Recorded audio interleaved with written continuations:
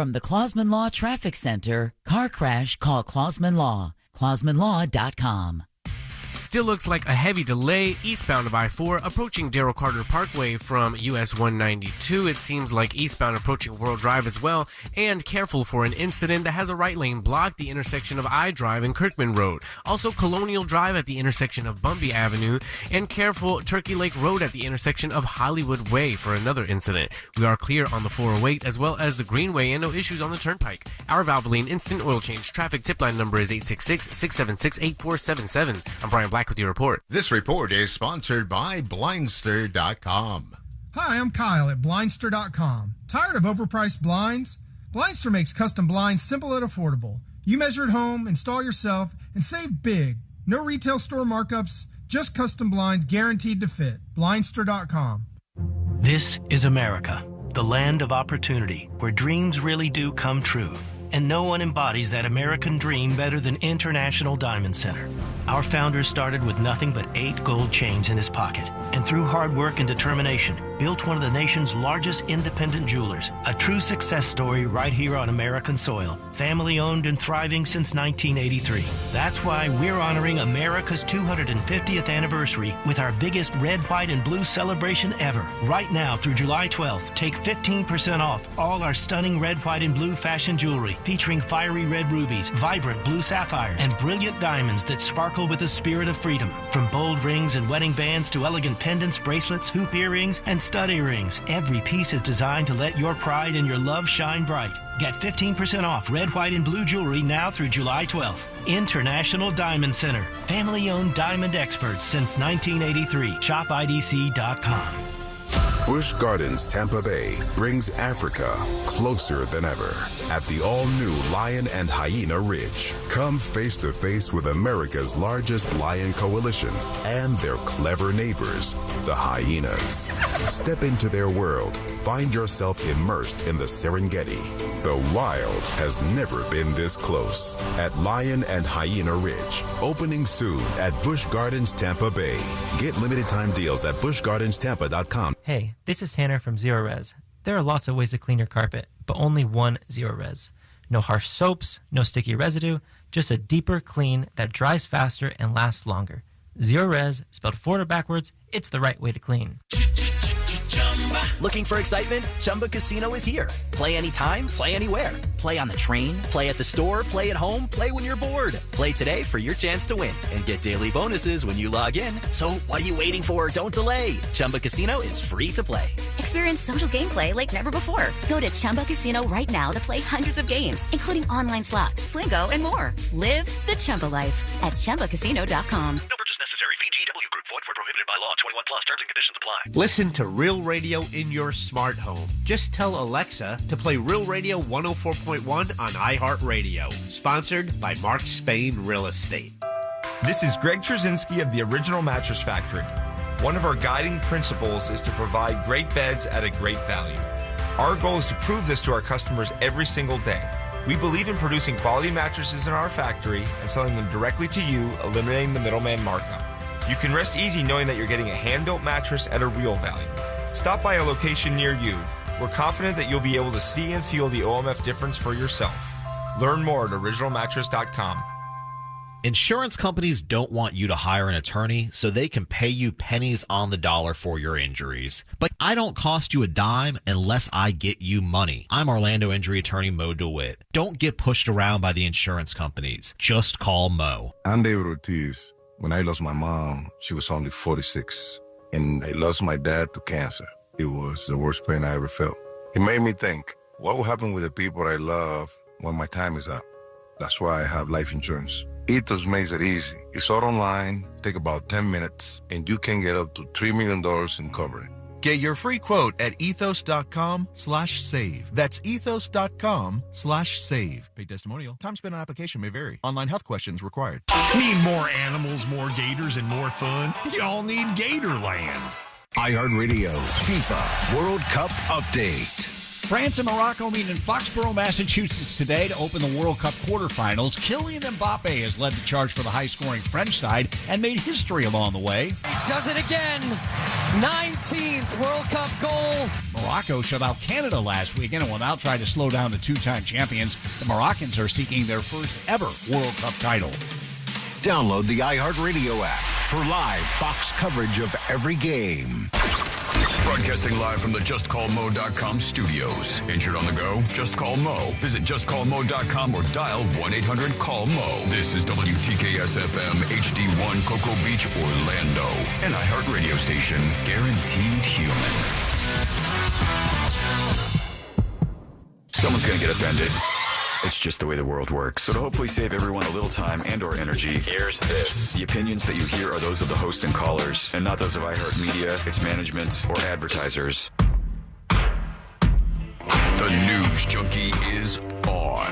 The best friends you never knew you had, running through the most viral stories of the day. The News Junkie starts now. It is Thursday, July 9th, 2026. Lots to get to today, from We Need Your Help to Graham Plattner drops out after a really weird message. It could a new verdict mean the end of Facebook forever? Plus your calls, dispatches, emails, texts, and more. C-Lane is here. Oh, happy Thursday. And so are you. Welcome in, friends. Send us a dispatch over at thenewsjunkie.com or in the News Junkie app right now. You can also watch the show on YouTube and twitch.tv/thenewsjunkie. Your message is rolling right into the studio in real time. How's everybody doing on a Thursday? Pretty good. You did an Irish accent, and I was like, "What? Did I say something wrong?" No. I just wanted to say Thursday. I was like, "Did I say Thursday? Did I say something weirdly Irish?" As soon as I did, I was like, "I'm going to throw him off. Yeah. I'm going to make him double check everything he said." You know how I am. Anything out of line, I'm like, "What was that? What? Oh, he did an Irish thing." Like, not that there's anything wrong with doing an Irish thing. It's totally fine. It's totally normal, but well, normal-ish, I guess you could say. Welcome in, friends, on a Thursday here on the show. We have so many things to get into. We are going to require some of your help today. We want you to do something special with us here on the show today. We'll talk a little bit about what that means and how you can be involved as we roll on with the show. But right now, let's get started as we always do. Let's put our ears to the ground, our fingers on the pulse, and let's see what's happening to this great, big, wide world of ours. And we go to the baseball field, everybody. Woo! That's right. Truist Park, C-Lane. Truist Park. Some baseball action going on. And the baseball teams are playing baseball against the other baseball teams as the organist decided to cue up one of the tried and true songs that everybody likes to sing along to. And it really is one of the best organist songs into things that happens on the field, into announcer calls in the history of sports. Get your spines ready because they're going to be a chillin'. Here we go. Is that sort of it's almost a lost art of playing the organ? Is it not? No, it's not a lost art. Like I think people become organists because they know how to play piano. Could you do it? You know how to play piano. I think it would take some practice with the amount of melody you play because I play better piano as an accompaniment to singing. Right? Yeah. So I don't, if I was playing Country Roads, I would just be doing the chords, and it wouldn't sound like Country Roads necessarily unless, you were a musician and you knew those chords. Okay. Right? But my right hand, on the organist's job, his right hand has to play that melody. That's how you know what song it is. So it would take practicing, but I think it's people who play piano or learn keyboards in general, and then they go, hey, this minor league team or this community team needs an organ player. and you just kind of figure out that you can get little gigs here and move on from there. But I love it, man. It's kind of like, it's such a special, unique sound when they start playing something like that. The whole crowd starts singing Country Roads. Yeah. And then boom, home run. And then the announcer goes right into it from the song. Anytime you can get a whole crowd to sing together, I've already said on the show before that it gives me the chills. But if you're the one that's doing it, that's a power feeling right there. Oh, yeah. And, I would think so. And there's still a bunch of baseball stadiums, and hockey uses the organ a lot. So there's a handful of hockey teams that use it. And there's a couple people on like Instagram, TikTok, that universe who are organ players at these sports games that like have a gimmick where they kind of work in like popular songs that like, they're like, I'm going to sneak in a little Mr. Brightside and then and I like it. Their channels are actually kind of fun to watch. I will tell you though, everybody in chat is doing the very predictable thing of making all organ jokes. Your hand is on your organ. Yeah. Thank you guys. Thanks. Thought we could start off in a professional way here on the show. Never. No, not with you guys. It's just not going to happen. It wasn't in the cards. R.I.P. to Bonnie Tyler. Mm-hmm. And I saw somebody said, unexpectedly, shock death, Bonnie Tyler. I saw the same thing, unexpected death, and I was like, she was just in a coma. Yeah, I was sitting there waiting because they said in the first flurry of stories, it was Bonnie Tyler on death's door, Bonnie Tyler brain dead, Bonnie Tyler on life support, total eclipse of her heart is on the way. And was she one of them where the family was like, no, she is not on death's door? I don't think so. There was somebody else recently that people said that about. I thought, here's her family. It says, from Bonnie Tyler's family, Bonnie's family and team are heartbroken to announce that Bonnie unexpectedly, they even said unexpectedly passed away last night in the hospital in Portugal as a result of the illness she was being treated for. We will issue a further statement shortly, but now we ask for privacy to deal with this tragedy. Now, as far as I know, she went in for a surgery that didn't even seem like it was that big of a deal when you listened to the reasons why Bonnie Tyler was in for a surgery. And there was some sort of complications from that. Right. That screwed her all up. In that respect, I guess the whole story is an unexpected death because she was just in for something that seemed like a lesser thing. Yeah, they did one of those medically induced comas for a surgery. You know how like sometimes they'll put you under like that? That's what it was. Because this is Bonnie Tyler, 74, was resuscitated after going into cardiac arrest as doctors tried to bring her out of an induced coma, and she remains in the hospital in Portugal following medical emergencies. Then now, obviously, we got the update that she passed. Yeah, it's weird because it sounded expected to us because of all the other things that happened. But I guess if you take the entire story for what it is, it should have just been a routine thing, and then she gets out and recovers. She had a rip in her intestine, a tear in her intestine, the total eclipse of the heart singer. And I'm even wearing my shirt today. You are. In tribute. Yeah, I'm wearing my Turnaround Bright Eyes shirt from her. She was 74 years old, but she had a tear in her intestines, and she was doing a bowel surgery, and they were also going to remove her appendix. I guess it was sort of an operation type situation, like the game. And, the buzzer went off. She did not come back. I'm glad you really want to drive the point home. Glad you specified that it was the game. Because if you hadn't, it's just all of them are usually operation type situations. And most of those surgeries. That's why I felt like I had to keep going with the comparison as far as I could there. You should have just done a mouth buzzer. Yeah, that. So she unfortunately passed away after slipping into a coma there. But we'll keep an eye on any updates from the family. And total eclipse of the heart. What was the other big one she had? You know what? When she was in the coma before, we did the same thing. Because they mentioned another song and I didn't know it. It was probably bigger overseas as she was Welsh. Lost in France, bro. What even is that? More Than a Lover, It's a Heartache. I don't know. Oh, Holding Out for a Hero in the End of the Night. Oh, yeah. Yeah, that's a good one, man. That's a good one.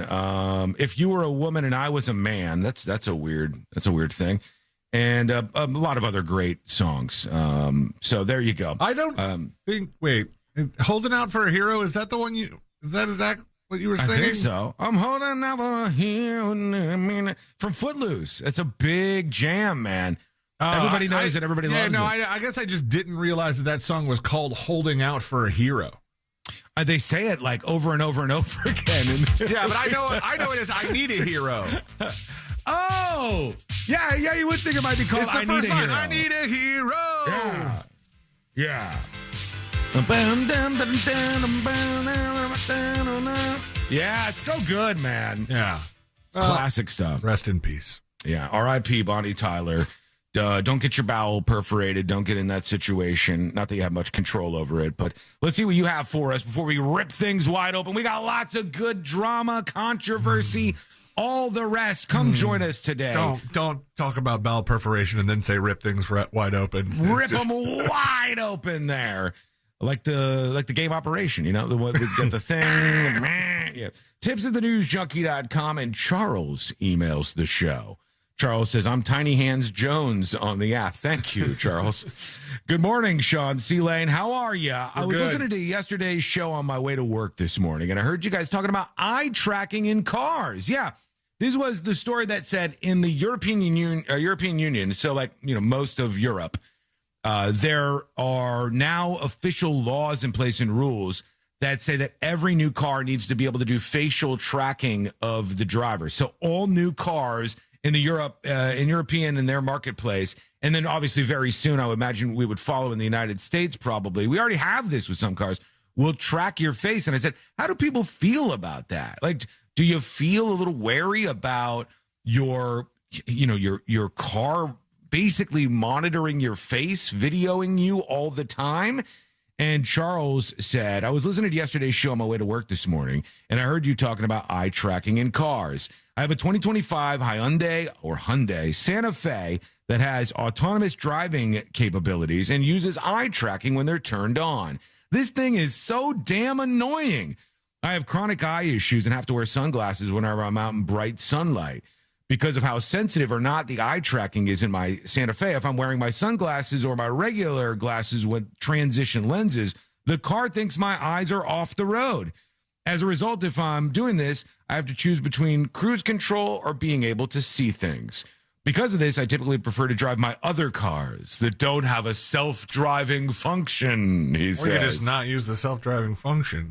I hope all cars do not implement this feature. Thanks for keeping us informed and keep up the good work. Wiggles and Pops, says Charles. Thank you, Charles. I mean, it seems like the cars are having the features. The two reasons I can think of for having a camera pointed at you in your car is A, if you get in an accident, having that footage for insurance, and basically if you're accused of driving in a manner where you weren't paying attention, where you were doing something else, and you can use your footage to prove that you were indeed eyes on the road, everything was hunky dory, then that's good for you. The other thing would be the eye tracking to make sure you're not, letting the car do all the work. Now, I am in favor of legislation and advancement in technology to let the car do all the work. This guy's political, everybody. But he in the wants meantime, legislation. No, it's not political. I want them to allow everybody else to enjoy the same freedoms that they're just giving companies like Waymo or Tesla when Tesla gets that S together. You want what you want, I think. I want to leave my house in the morning and get in the back seat of my car, get a little work done while it drives me to work. And one thing that I think you want, tell me if I'm wrong on this, Elaine, you want to be able to do all the things that your car can already do that you paid for. Oh, 100%. You know what I mean? Like the stories about, there's a heater in your car, but you have to pay a monthly fee Definitely to use don't that. like that. No. You've got auto driving capabilities in your car, but we're not going to let you use that. The fact that you would put a physical feature in a car and then gatekeep it under some subscription is wild to me and just annoyingly insulting. Mm-hmm. And even though it seems a little dangerous, having a car like that and then having the company come around and say, no, you can't have this feature until you pay us for it would make me consider hacking the car, like Right. I like don't some blame sort you. of open source software that says, you know what, we're this is really just a couple lines of code here. Doot, doot, doot, doot, doot. Here's your heaters. Amy says to chipsathenewsjunkie.com. Now I see what you guys were talking about yesterday. This is a headline I just saw on Yahoo News. We beat them again. We always beat everybody else, Amy. And she sends along an article about the Freedom Fuel gas stations, which reminds me, we had a video dispatcher who I think went to one of them yesterday. Let's see. Here it is. News Junkie Taros pilot reporting from the field. Freedom Fuel Network does exist in the Philadelphia area. He's at one. $3.47 a gallon. Have a great day. There you go. Thank you, Taros pilot. He went out to one of those Freedom Fuel locations and saw them yesterday, where the gas is supposed to be cheaper for I don't know how long. I don't know. I don't know. It seems all very weird. There was a lot of secrets about what was going on here, but it's a gas station that partnered with the Trump administration to make gas. What was it? 347? 347, yeah. 347, which is supposed to be cheaper than a lot of other places in Philadelphia. Okay. It is in some of them. I'm curious how long that lasts. I don't even know if there's an actual partnership with the Trump administration. I just know that they're tweeting about it. They're at least doing a little bit of advertising for them. Right. So it seems like something that would benefit them for sure. At the top of the hour, we're going to talk about something. We need your help. All right. We want your help. We want you to do something with us today. We will talk about that at the top of the hour. I will get to, when we come back, the most emailed story that I have received over the last 24 hours. Of all the viral news stories, this one has come in probably 15 to 20 times in the last 24 hours. So I want to get to this story. You could put your guesses in on what story you think it is, because we're getting to that. It's coming up next on the News Junkie. Real Radio is on Facebook at Real Radio 1041. Sponsored by the law offices of Anajar and Levine. I need a hero. Welcome behind the scenes of the show. Skull mic activated. Folks, it is a Thursday. Secret shows tonight, 8 p.m., uncensored, live in this studio. All right? Tonight, live and uncensored in this studio. Secret shows is at 8 p.m. You can watch right on the website at thenewsjunkie.com. But let's get some gifting going. All right, let's get some subscribers coming in, some gifts. I have made a few changes. If all goes well, and boy do I pray it does, please, if all goes well, when you send in dispatches, now I can see them, and I can even see your photo dispatches on the studio screen, and allegedly, if you gift a subscription over at thenewsjunkie.com, not only should it show up on the studio screen now, but it should have fanfare. There should be some sort of like fanfare that comes along with it. So now we just need to test it out with one brave and generous soul to get the hype train rolling on a Thursday. Premium subscriptions can unlock access to secret shows and every other feature, including the ad-free live stream and high quality over on thenewsjunkie.com. So let's see if it all works, okay? Let's see if it all works. Look at that! I didn't see any fanfare, though. I didn't see any fanfare. However, DJ Rage, thank you for the 12. A dozen, buddy. Big support. 12 gifted subscriptions. Unbelievable. Now, let me test something here. Oh. Now, what if I hit confirm? Yeah! DJ Rage with the 12 gifted subs. Awesome. This is so much better. So now, when you guys gift subscriptions over on the website, thank you to Tom with the 10 gifted subscriptions. Now, when you gift them, it comes into the system and it connects you to another user, and I can go, boom, one click, and nobody is missed. I don't ever miss putting your stuff in on the scoreboard. Thank you to Tom. Thank you to DJ Rage. Let's keep the momentum rolling. Let's keep it rolling. I'll talk about both of those when I come back so we can get some people to gobble them up. Rage times 12 and Tom times 10. Here comes Craig with 10 gifted subscriptions. Now we're talking. Let's see what we can hit today, numbers-wise. And I want to see all of these new people on board tonight for the live secret show at 8 o'clock. Oh, this is working so well. Boom! Craig, thank you for the big support. Appreciate you, Craig. Always spreading the word about the show. 2 minutes left, and we're back live. Love the confetti effect. It makes it more exciting, doesn't it? It wakes it up and makes it more exciting. All right, here's what we're going to do here. What do you guys think is the most viral story that was emailed to me that we're going to do when we come back? The most emailed story by a wide margin in the last 24 hours. Guesses? Guesses? W. Craig, true. Guesses on what the most viral story that we're getting into next actually is. 90 seconds and we're back live. I would like an old Porsche 914. I'll work on that. Butterworth, I'll work on that, please.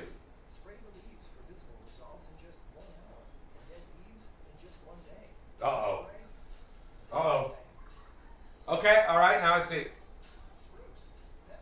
Somebody says plane jumper. Very good guess. Very good guess. Are you right? We're about to find out. We're coming back live on the show. Tyler Robinson trial? Well, that's on deck as well. The main guy? That's on deck. The Miami Reporter? Maybe an update on that one. All right, here we go. Oh, our front paws, hands or feet. Soccer season is full of surprises, and COVID-19 could be one of them. If you test positive, prescription medications may help. Ask your doctor if they're right for you. Learn more at PfizerForAll.com. Sponsored by Pfizer. The World Cup is underway, and it's been incredible. On our podcast, The Away End, with Daniel Alarcón and John Green, we're talking about the games that have delighted us, the teams that have inspired us, and what surprised us, all through the lens of being massive fans of the world's most beautiful game. Daniel, I can hardly believe the drama that the group stage brought us, but now it's time to talk about the teams that are left as the tournament reaches its crescendo and decides the next World Cup champion. Open your free iHeartRadio app, search The Away End with Daniel Alarcón and John Green, and listen now. For all your plumbing needs, go to modernpi.com.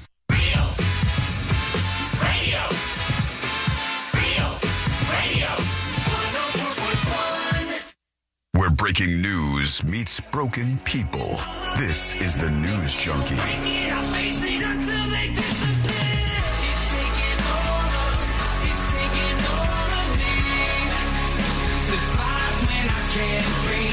Welcome in, friends.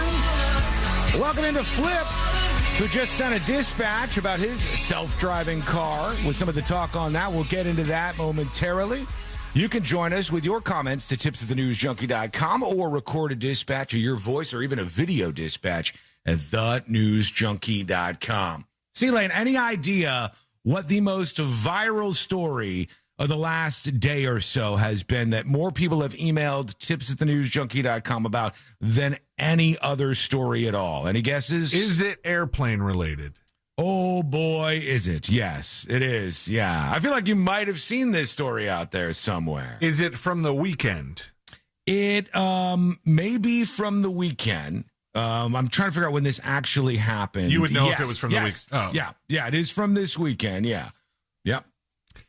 Is it the plane that was landing and got hit by fireworks? It is not that story, actually. I saw that on Sunday after, obviously, the 4th of July. Everybody's lighting off fireworks.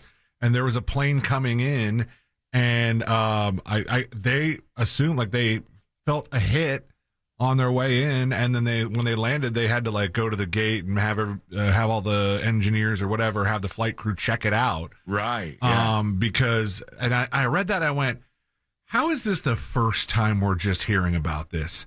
How is it that we've never heard, like, because the access to fireworks that go high up in the air is pretty common. I would think so. Yeah, And this is. Go ahead. I read, like, I looked up, like, what is the average mortar that you could get, like a consumer mortar, and it said 100 to 400 feet. Now, in my neighborhood, 400 feet is fine. Mm-hmm. But I think the closer you get to some of these airports, I wonder if they kind of curb their landings during peak firework time, or if they adjust for that, because you would think that we would have heard about this before, or like any number of warnings they could send out to be like, listen, if you live within this radius of an airport, you should not be shooting off, some of these things. They go high enough that they can impact it, obviously, as we can see from this. But that's not it. Daniel emailed this. He was one of about a dozen people to email tipswiththenewsjunkie.com, C-Lane. Daniel says, Sean, did you see this story? A flight instructor in Argentina was training a student. All right, hold on. Yeah. We need to do this real quick because this is about the 4th of July thing, and only the 4th of July thing. Come on. I got to get this out of the way. You know what you're about to say. All right, now do the dark thing. Are you saying that this is unrelated? That song is unrelated to the story that I'm about to... Yes. Okay, I see. Sean, a flight instructor in Argentina, was training a student in a Cessna, which, for those of you who don't know, is a smaller aircraft usually. Mm-hmm. And the flight instructor said, you know what to do, carry on, and then hurled himself out of the plane without a parachute, falling to his death. I'm guessing somebody else probably sent this in, but just in case, says Dan. Dan, you are right. That was the most submitted story over the last, couple of days, actually. There was a ton of people who sent over this story about this flight instructor who just jumped out of the damn plane. To my point, I mean, the person was learning to fly. The student did land the plane. Uh-huh. Yeah, they did. Yeah. So, at least they were far enough along in lessons. One of the weird things I read was that flight instructor had done another lesson and flown with a different student earlier in that day. How do you feel if you're that student? You're like, oh, my God, he didn't jump out during my flight for some reason. He must not have thought I could land the plane. Did he not think I was skilled enough? Maybe. It was like, this is, never mind. Too edgy. I'll move on. The headline is, it's sort of like a why didn't it happen to me thing, if all the other kids got touched and you didn't get touched. Oh my gosh. Okay, all right, you're right. That was... Here's the story from CNN. Flight school pilot jumps to his death midair, leaving a student to land the plane. So he's in this plane. Here's the guy. He's a young, good-looking dude. Leandro Bertazzo. He's the guy who did this on the 4th of July. And he was flying around in a Cessna.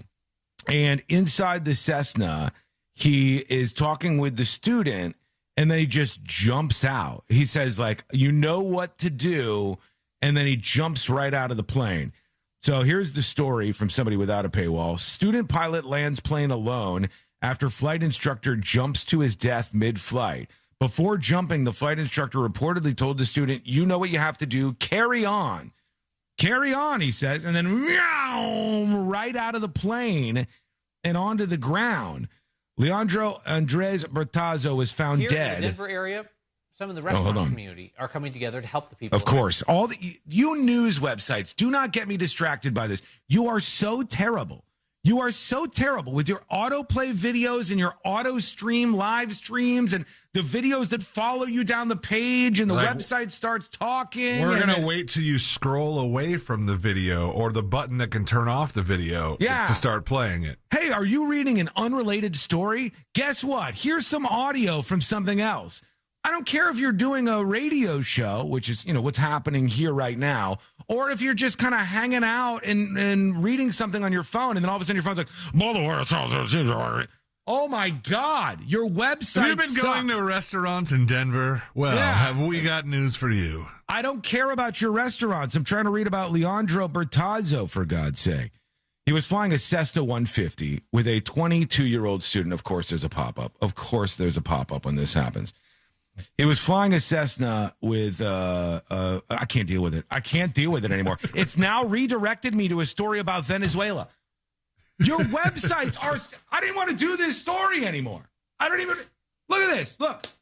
Now it's sent me over to a story about Venezuela. Oh, no, more pop-ups. More. Yep, now there we go. Your websites are innavigable messes to all of you local TV stations. Even worse on mobile, by the way. It's like, oh, here goes a pop-up. Hey, have you ever seen this? Whoa, you didn't want the story in Espanol? Here it is in Espanol. Hey, here's this. Did you want to learn about the guy jumping out of the plane with the instructor? Too bad. On to another story. Here's a paywall. My God. I'm going to the last shot here. Student pilot lands plane alone after instructor jumps out mid-flight. If I cannot get through this, I am quitting today. During this segment, I'm walking out. If you're looking for a car in Albuquerque. If this redirects or pop-ups or something auto plays, I learned this from a mechanic. Yeah, I am not doing it. De Toledo, Are you kidding me? kilómetros de la ciudad de Córdoba. ¿Por qué estamos acá? Bueno, porque se conoció que iba a ser sábado a eso de las 18 horas. I can't do it. I cannot do it anymore. It was a crazy story. All right? You can only imagine what the person felt like who was inside this plane, and then the guy goes, you know what to do, and he jumped out. But undeniably, 22-year-old flight student had to land. He landed, right? She landed the plane on her own. Wow. The student, identified only by her first name, Rosario, said that the flight instructor said, you know what you have to do, carry on.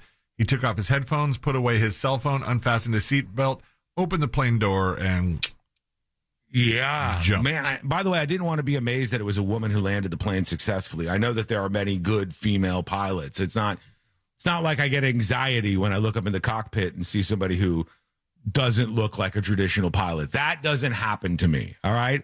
I think women can fly, men can fly, black people can fly, white people can fly. I didn't mean to sound amazed. Jews can probably fly. We'll sort that out later. We'll have to open that up to the community and ask them how things are going. But I did not want to seem amazed. But it is, I mean, she's just a young woman. And then, do you give her the license right away? Do you immediately say? I think if she's trying to log enough hours to get to a certain spot, or maybe the landing day was coming up and she's doing it earlier. I think you should be able to at least skip a couple lessons if you landed a plane by yourself. Because your instructor just opened the door and whoa!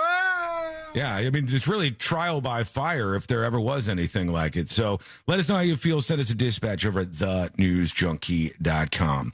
Craig emails the show. He says, hello, everyone. Craig from Colorado.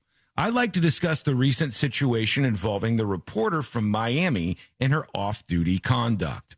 I often find myself wishing that some of our more seasoned executives would recognize the evolving landscape, particularly concerning social media. I also wonder whether, from a male perspective, we might not perceive an issue here. Perhaps for the sake of equity, the on-air talent should consider wearing shorts exclusively, and Sean should do the show without a hat in solidarity of this lady.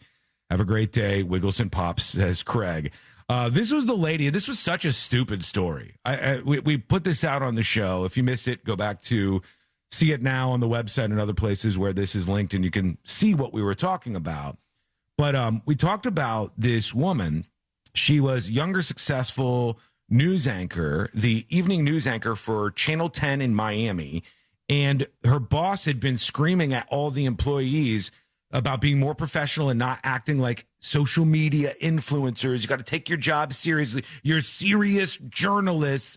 And then she went to Fiji and posted a photo of her in this red bikini and the guy melted down. And they're like, there's major drama apparently behind the scenes at this Miami television station, or at least allegedly there is. Maybe she's trying to make hay out of this. I don't know what's going on, but it's just absolutely ridiculous. You're right to say, obviously there's changing norms.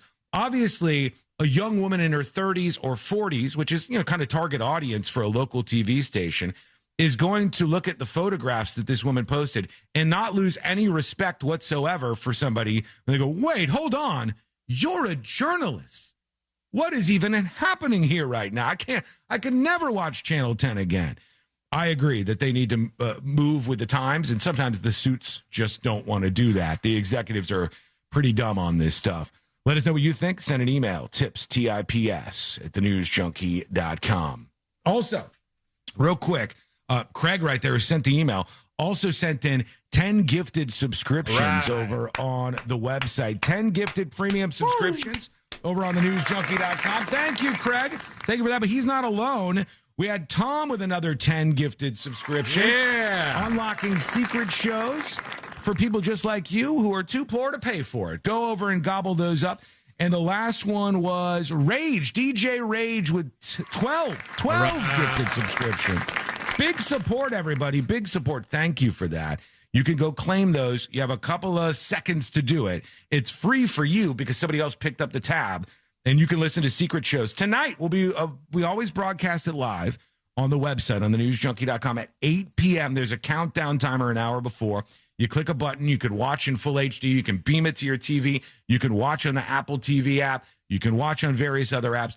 It's all right there for you. But you got to be a subscriber, and you can get a gifted sub over at thenewsjunkie.com. Thanks to those people. Big thanks, Craig, DJ Rage, and also Tom. A couple more emails. Anonymous says, to tips at thenewsjunkie.com, anonymous Publix employee here. Oh, we had somebody yesterday complaining about the raises that they got at Publix. They said it was too small, wasn't enough money. Hey, Sean, please keep me anonymous. I wanted to give a different perspective on the email you received from a Publix employee. I work for Publix Corporate in IT, and in the time I've been here, I've received substantial raises every year on top of my already generous salary. I have an excellent work-life balance. I receive an additional 8% of my salary in Publix stock each year for retirement. We have extremely low turnover, and many of the people I work with have been here for 20-plus years and have millions in company stock. No company is perfect, but you can legitimately have a solid career at Publix. True, and I agree. You just have to develop a skill set that is in demand, and you'll be compensated accordingly, says Anonymous. Thank you for that. The other person who emailed yesterday, emailed again, so let's work that in here. They said, again, please keep me anonymous. This was the original emailer. I'm not the greatest with words. You may have misunderstood my email. I emailed telling you about how Publix has a hard time keeping managers and full-timers and how Publix gives out raises once per year. And this year for employees, they're topped out. The raise is just 20 cents. You said who once agreed, but then explained the more you pay someone, they're not going to work any harder. Oh, I said I used to agree that the more money an employee gets, the more output you'll get from them. Like, hey, man, if you double my salary, you're going to get double out of me. I'm going to put it in. You triple my salary, I'm going to do so much work, it's going to make your head spin. Then you saw me get a raise. I said, from my experience with C-Lane, from my experience, generally speaking, I said, I found that it doesn't really increase the work output of employees at all. And while it does give them a short bump in excitement about the raise and a short bump in appreciation for the job, that doesn't even last that long. So it's not really the greatest tool to keep the best talent around all the time. Starting salary is, benefits are, increasing salary over time definitely is, but like a big giant bump out of nowhere does nothing to change anything for an employee, as far as I've seen. He says, the whole point of my email was to say if Publix pays enough, they will stay. Don't get me wrong, I love them, but why should I stick with a company where my top out is less than $20 when the competitor I'm going to is $26? Hint, the competitor is the most expensive supermarket. You mentioned it a couple of weeks ago. Sean, you are awesome. Thank you for everything. Thank you, Anonymous. Look, you're all welcome to have a say on the show. That's what the emails and the dispatches are for. That's why we get into them. We'll work in more during the show today. Quick break. When we come back, we'll get into maybe the most cringe video that you are going to hear all week long. Maybe the most cringe video you're going to hear all week long, and I'm going to play that for you. It's coming up next on the News Junkie. Real Radio is the Jim Colbert Show. That's got Mommy Winefest Girls Night Out written all. Oh, really? Oh, with Bridgerton and those love scenes. That's good to know. Go hang out at the exit. Yep. That won't be creepy. Oh, yeah. Fluff and wait. I'm going to fluff and wait. The Jim Colbert Show, weekdays at 3 on Real Radio 104.1. This weather report is brought to you by Mills Air. Hi there, I'm Fox 35 Storm Team meteorologist Brooks Garner with your Fox 35 Central Florida forecast. We've got a heat advisory in effect for today from 11 a.m. until 8 p.m. That's pretty late. I mean, if it feels like it's over 108 degrees at 8 in the evening, you know it's one of those especially hot days. And indeed, it will be. Our high today, 97, with the heat index between 108 and 110. So it's dangerous. It goes from uncomfortable to dangerous heat. There's also dust in the air. Saharan air has arrived, making for poor air quality. This report is sponsored by Quantum Fiber Internet. Have you heard? Quantum Fiber from AT&T is offering a great deal on fast fiber internet. $55 a month for speed up to 1 gig. Find out more at quantumfiber.com. Seriously, grab this special deal now. Limited availability in select areas. Oh, the microphone's on. I made a mistake a little bit. What'd you do? What mistake did you make? I thought the dry shampoo was BOGO, but it was up to $16.79, and I got $16.99 ones. I don't understand what the hell that means. The ones I got were 20 cents too expensive, so they weren't BOGO. So you spent a ridiculous amount of money and you didn't even get a BOGO? Yeah. Do me a favor. Just put your keys on the counter. Just head on out, okay? Okay? Also, please leave detailed instructions on how to do all the things that happen around the house. Leave detailed instructions on how to do all the things that happen around the house. Now the dog's in here. Now everybody's interrupting my show.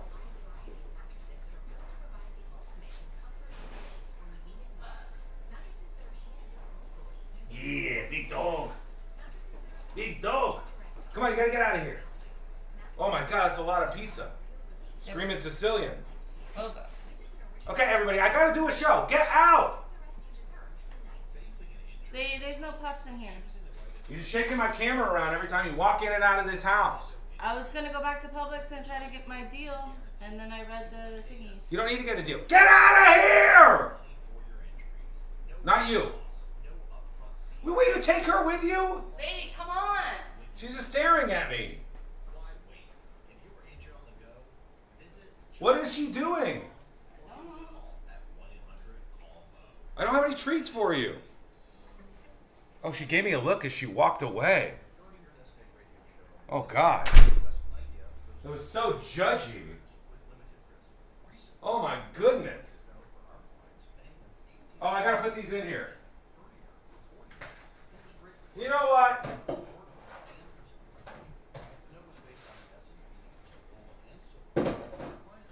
These are for secret shows tonight. Should be a wild one.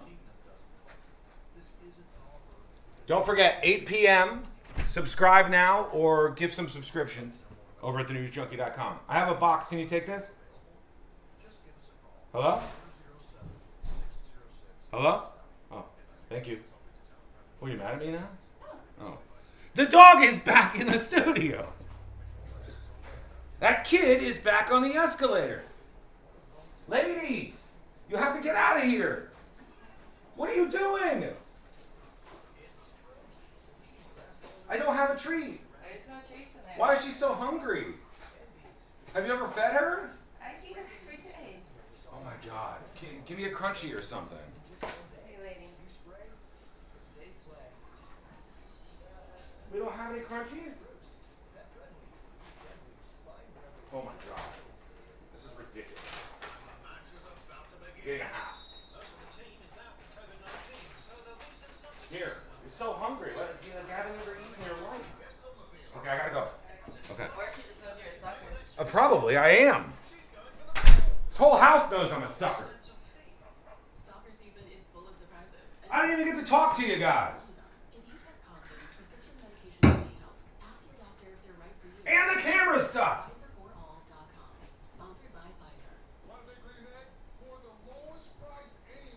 Come on! The show's coming back. Here we go. Green egg for the lowest price anywhere. Go to Wassy's Meat Market. They'll deliver and set up your big green egg so that you'll be cooking before they leave. Follow Wassy's Meat Market on Instagram or go to the website wassysmeatmarket.com for your big green egg today. Ooh, Ben Tyrod, what are you going to do? I'm way ahead of you. I'll be on rockauto.com before you can even finish this commercial. He's right. rockauto.com. Parts when you need them. Vote for the 789s as Orlando Weekly's best cover band.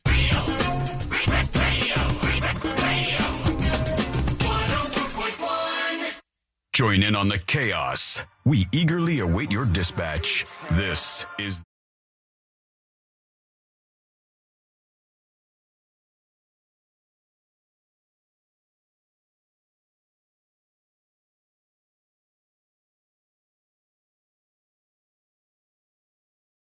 Come hang out with us and watch live into the studio.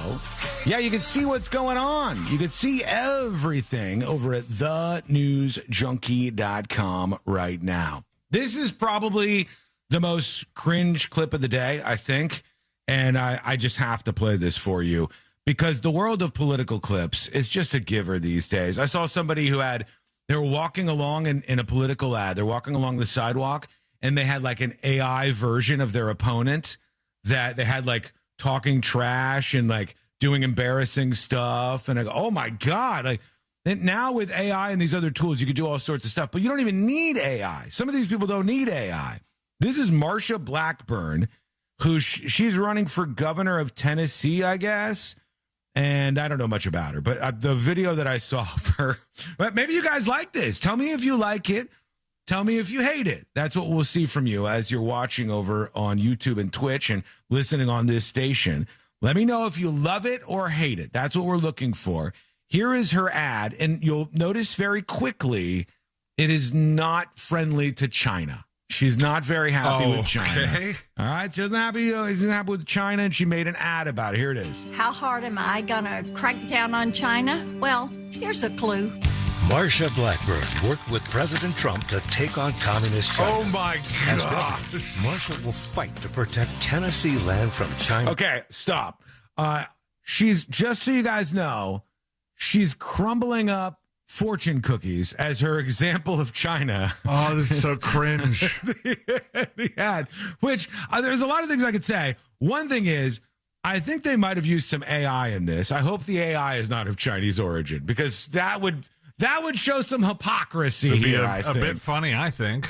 Also, I'm wary of China, right? The Chinese Communist government. I'm wary of China and their influence on the United States of America via social media platforms, warping young minds with their content. I don't know what's going on there, but why are you using fortune cookies as your stand-in for China? I'll beat them, crumble them to death. I mean, aside from, aren't fortune cookies kind of an American invention? I think they're 100% an American invention. I don't think, if anybody's watching in China, I think they're like, what? Oh, this is silly. Like, this is not a representation of us. I can't think of an equivalent. Like, what would be the equivalent of a Chinese person mashing up during their political commercial? Hamburgers. Like, I guess, but not hamburgers because we didn't really invent hamburgers, right? Hot dogs, maybe. Maybe that would mash up. She is so anti-China that Marsha Blackburn wants to show you that she's going to take it out on these fortune cookies. How hard am I going to crack down on China? Well, I'll here's show a you. clue. Marsha Blackburn worked with President Trump to take on communist China. As governor. Also, super hilarious that she may have paid an actual Chinese restaurant to film this commercial inside of their establishment. Because she's surrounded by soy sauce and, Chinese food menus. I think maybe she found a restaurant that had a decent amount of red in it. Yeah. And then it looks like they may have just haphazardly hung up some things with Asian lettering on it. I see some maybe lantern-looking things in the back. They got those cats, Celine, where you hit the cat's paw and then the cat's paw keeps going over and that they got those. And then maybe just bought a lot of Kikkoman. Like if she really did reach out to a Chinese restaurant to try to do this, I mean that's kind of insulting. Yeah, I mean more insulting than she's just already being. What are they doing? What is she recording? And then you look over and he's, oh my God, she's just trashing China. They probably don't even like China. They're living in the United States of America. But you can say that you have issues with China, Chinese policy, the Chinese government, the Chinese Communist Party, Chinese intervention in Africa, a billion things. Yeah, a lot of those holstered up, bud. Well, I mean, I've got more. I got problems with China. I love the Chinese people, though. Right? I kind of dig Chinese culture, and I don't mind Chinese food. And so it's kind of dopey. Go after the Chinese politicians. Yeah, there we go. Okay. The premier of China. Go after the president. Go after the people who are in charge instead of crumbling up a very American invention of fortune. Russia will fight to protect Tennessee land from Chinese front companies. Close loopholes. She's smashing them. And hunt down every communist who tries to defy us. It doesn't take a fortune cookie to figure it out. Here in Tennessee, we're going to stop communist China and protect Tennessee land. I don't know, man. Was that a gong? It was a gong, and they went to the cat thing. Hold on. Tennessee land. Jesus, man. I don't know. Man, do you have to do political commercials like this because people are dopey? You could definitely. There's a lot of people out there who this argument might resonate with, and they'd be like, "Yeah, I am worried about that. Yeah, I'm worried about the fall off of the popularity of capitalism and democracy as a means to success in the United States of America, specifically amongst young people." I like to talk to those young people as a result of that. I like to tell those young people that a lot of the stuff they've heard is going to lead to far worse outcomes for them. But I don't think I'm going to get through to them by crushing a bunch of fortune cookies. Yeah. Unless I'm really missing the point here. I don't know. Well, my other thing is, and I don't live in Tennessee. I don't know much about what's important to Tennesseans. But is the Chinese gobbling up their land one of the things that's really on the docket there? I don't know. See, this is what all the politicians do now.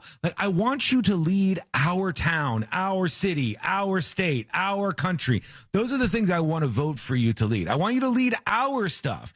But when I hear them talking, I often hear stuff like this, like China, and then if it's a left-wing person, it'll be all about Israel or Gaza. It's like, hey, I care about America. I think most people do, honestly. But at least in her case, the land part of it makes a little bit of sense. That's the thing you could focus on locally, because when you just get on TV and you go, I'm going to protect Tennessee from China. You go, well, that is a U.S. versus China thing, not a Tennessee versus China thing. I don't need my governor to make sure that things are okay in Gaza. I need my governor to make sure things are okay in Florida. Yes, right? Or wherever you're from, for God's sake. Let us know what you think about this. Maybe it works. Maybe it's resonating with you. Maybe you think that was genius. Maybe you hated it. The world is full of opinions. Every crackle of those fortune cookies just made me more and more surging with patriotism. Tell us what you feel after hearing that over at thenewsjunkie.com right now. Some of the responses, yo, you are not only racist, you are a moron and a coward. First, fortune cookies are not Chinese. Second, why no town halls? Maybe because you have no plausible arguments for your policies. You're an embarrassment to Tennessee, this person says. Blue Wave Rider, though, so they sound a little partisan just from their name. That's great, but why are my groceries $400, says VJ, which, fair. Hippie Patriot says, but you're okay with the surveillance state that monitors our biometrics while driving our own vehicles? You're an effing hypocrite. People are big mad about the car stuff. I'm telling you, we tuned into something there pretty early. Like, people don't want their cars scanning their faces, and like Europe just said they want 24/7. When you're driving your car, there is a scanner on your face, and then eventually, obviously, the police would get access to that and any kind of investigation that was going on, I would guess. I wonder how people really feel about this, and I want to hear from more of you. But I also see another story. Might as well put this in while we're talking about China. The Senate Commerce Committee is going to take up legislation next week that would completely ban Chinese vehicles and their connected components from the American market. Now, we have to worry about the second part of that, because if you say, and their connected components, that's a little loose. Do you mean anything that could gain access to the internet? Because that's one thing. Do you mean anything that's made in China? Because I got to think most American cars must have something that's made in China inside. Yeah. I mean, is it anything that's connected to the car, or like you said, connected to the internet? The latter sounds more plausible, as that's what had been going on in like the drone world, where they kind of said they weren't going to approve anymore, of the Chinese drone manufacturers because they think it's all a spy thing. Yeah, this says from QZ.com, the legislation would prohibit the importation, manufacture, sale, and resale of connected vehicle software and hardware linked to China or other foreign adversaries. It would also empower the Commerce Department to identify and block high-risk vehicle technologies. Some of this I like, some of this I don't. Let me tell you very quickly, very, very, very, very quickly. When you block imports of other vehicles to your country, it can be a good thing in some ways. One, I think the American companies that build cars should get some preference, because I think that America should be the focus for American policies. All right, going back to the other stuff. I think that could be a good thing. Also, just so you know, China bans the import of a whole lot of American vehicles. So, hey, what's good for the goose, the gander, and all of that stuff. But the other thing is, sometimes you could just tariff the hell out of the auto imports, and then it makes them way more expensive than the American vehicles, but we still have the option of purchasing them if we wanted to. I never know what people really would like in those circumstances. Would you rather have cheap Chinese cars and then we lose some competition with the American car dealers? Maybe you don't really like them. Would you rather have the cheap Chinese cars, or would you rather say, no, we have to protect American jobs? How do you feel about that? Hit us up, tips, at thenewsjunkie.com. Quick break. Back with We Need Your Help. We need your help with something. We're going to talk about this. It's coming up next on the News Junkie. Do you do words good? Prove it. The Talkback feature on the free iHeartRadio app. Follow Real Radio 104.1, tap the microphone, and speak. From the Clausman Law Traffic Center, car crash, call Clausman Law. ClausmanLaw.com. Traffic still backed up westbound. Hello. Welcome to the show.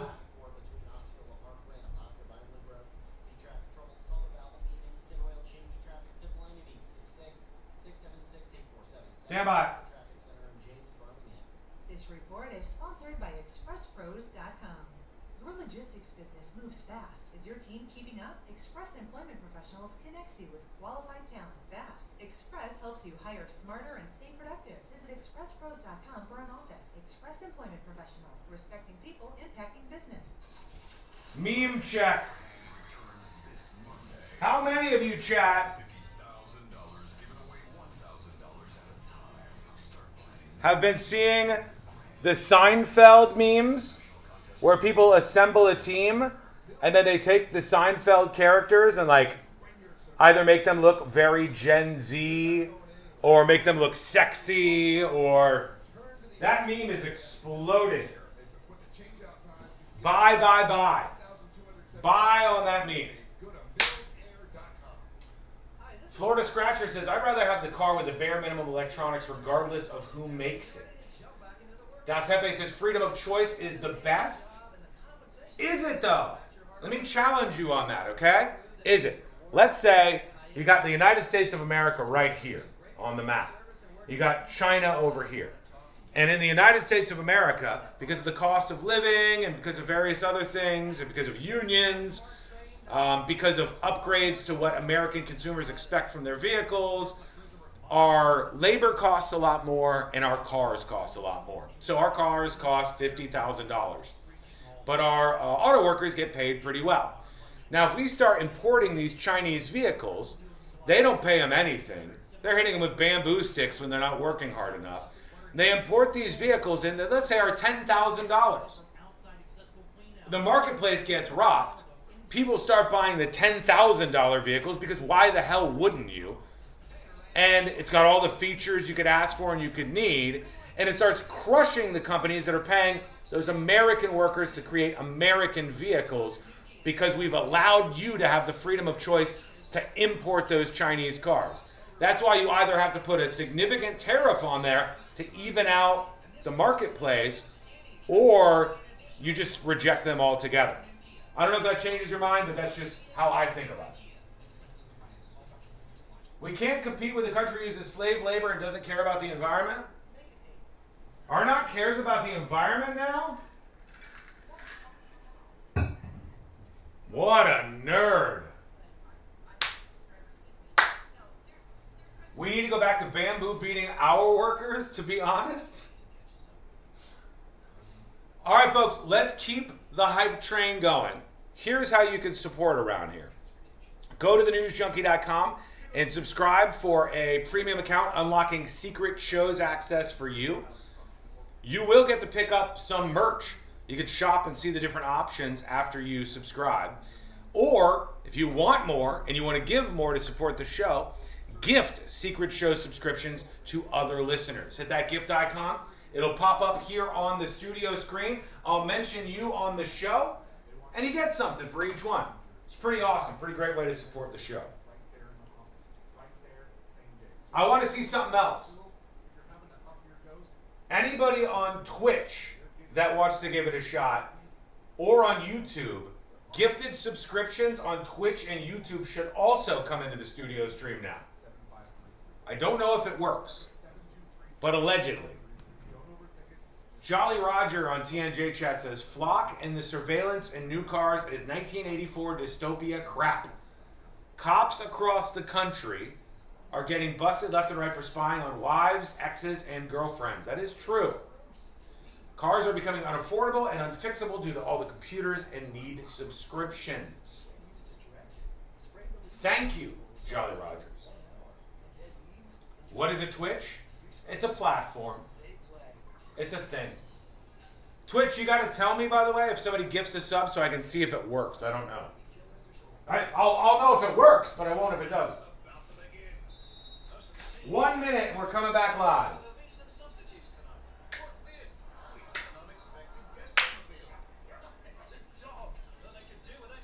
Twitch is for bitches? Okay. 8 p.m. tonight, secret shows, uncensored, wild. But first, we need your help. You. Do you have AC needs? Turn to the experts at Carrier. Go to millsair.com.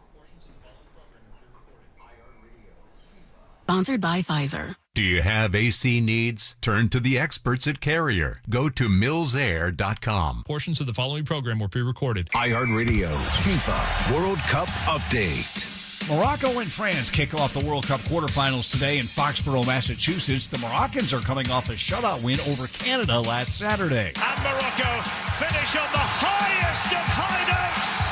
Morocco is looking to become the first African country to win a World Cup title. France is seeking its third championship, last winning it all in 2018. Download the iHeartRadio app for live Fox coverage of every game. Coming to you live from the JustCallMo.com studios. Injured on the go? Just call Mo. Need help after an accident? Visit JustCallMo.com or dial 1-800-CALL-MO. This is WTKS-FM HD1 Cocoa Beach, Orlando. An iHeart radio station. Guaranteed human.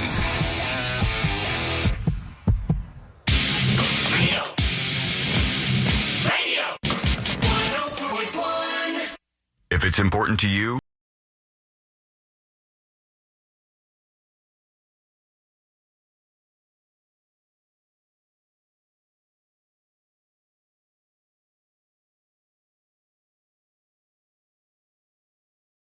All right, we have a lot of things to work through on the show today, but we want your help.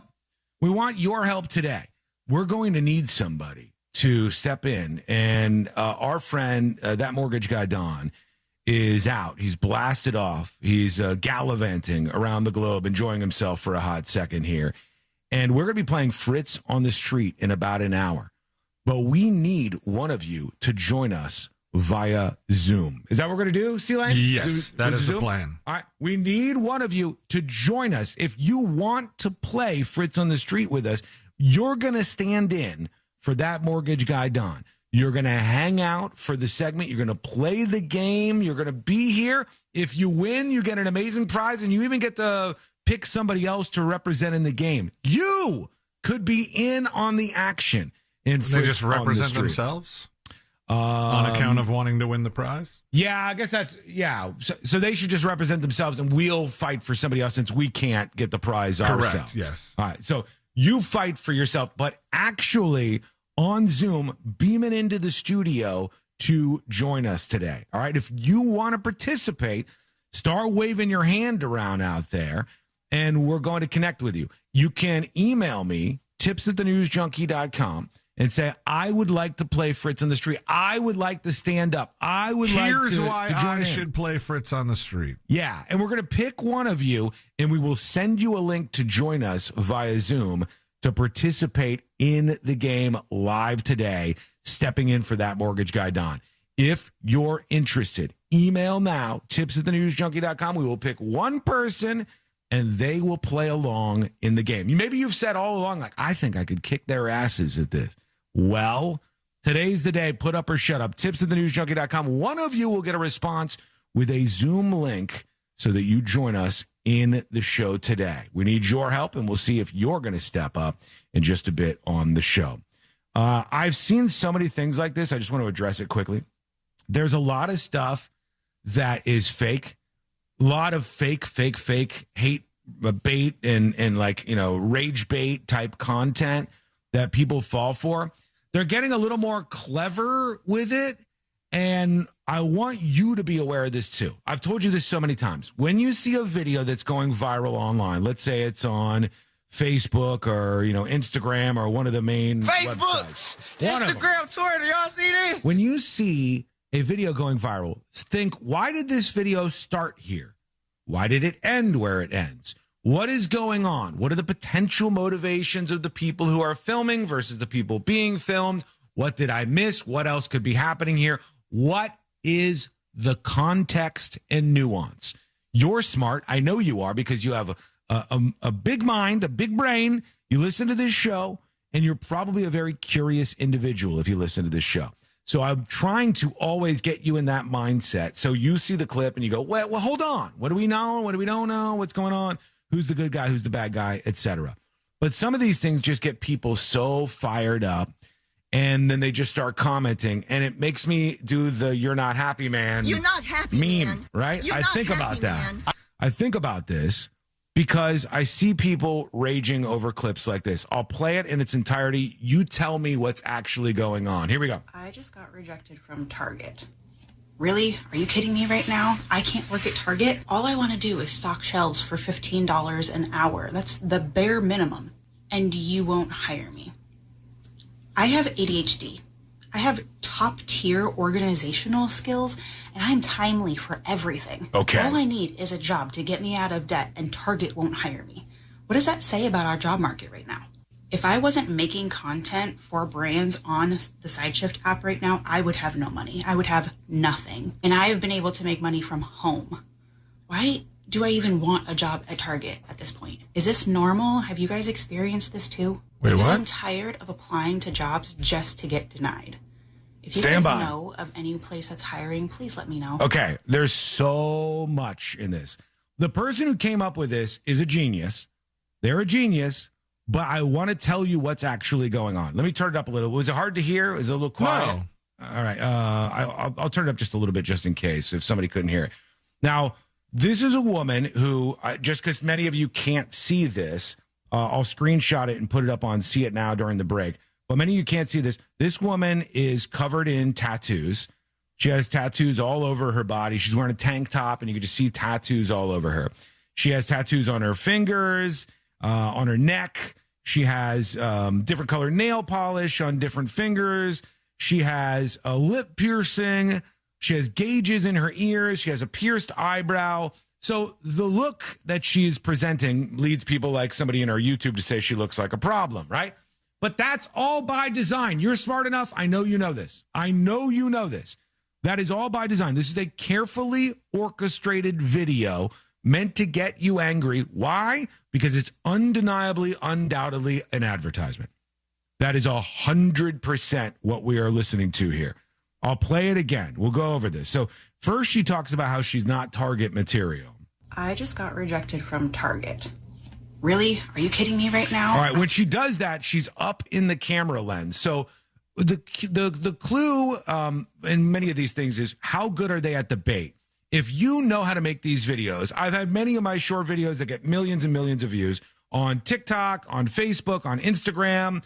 I've been going viral with videos since viral was viral, right? I've been in this world, so I know these things. All right. That's at least what I could put forward as my expertise on this. This woman starts directly in front of the camera, so all you see is her facial piercings and her tattoos everywhere. And she's luring you in to her saying, I just got denied at Target. Work at Target? All I want to do is stock shelves for $15 an hour. All right. Then they purposely work in $15 an hour so that some people will be like, damn, they pay $15 an hour to start at Publix? And there'll be an argument about, at Target, there'll be an argument about the $15 an hour part of this. That's all intentional too. The bare minimum. And you won't hire me. I have ADHD.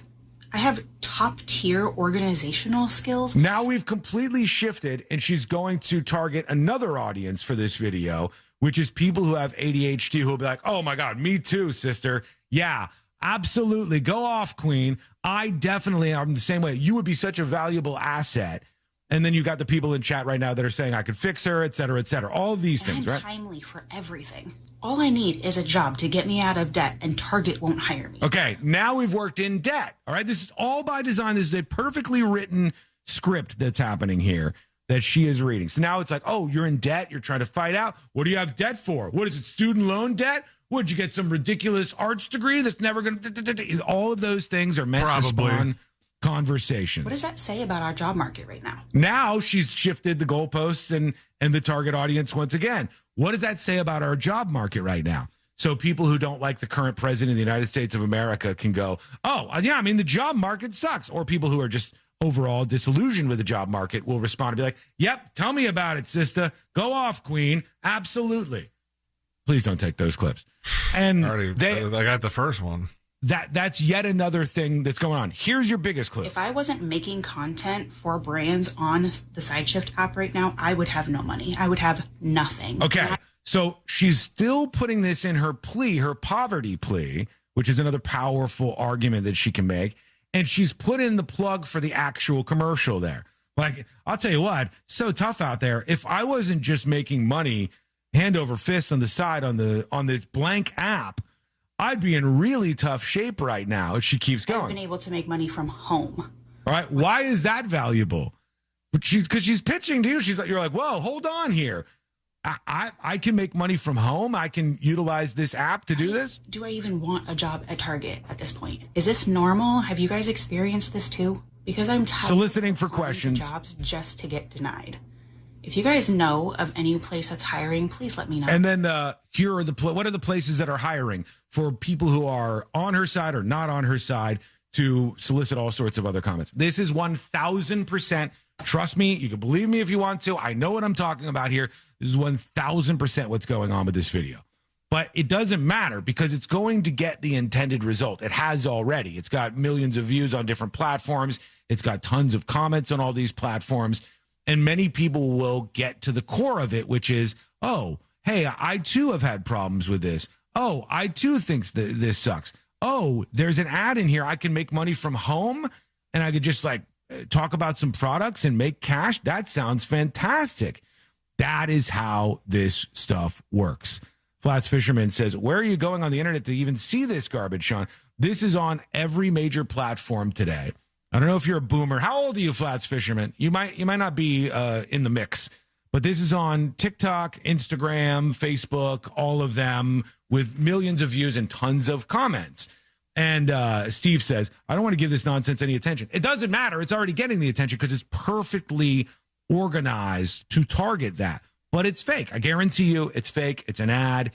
And it is taking something, what it's putting on display, in my opinion, is it's putting on display how easy it is to manipulate us, how to take certain tacks and put things out there to get a response. Usually it's for gambling websites, but this time it's for something else.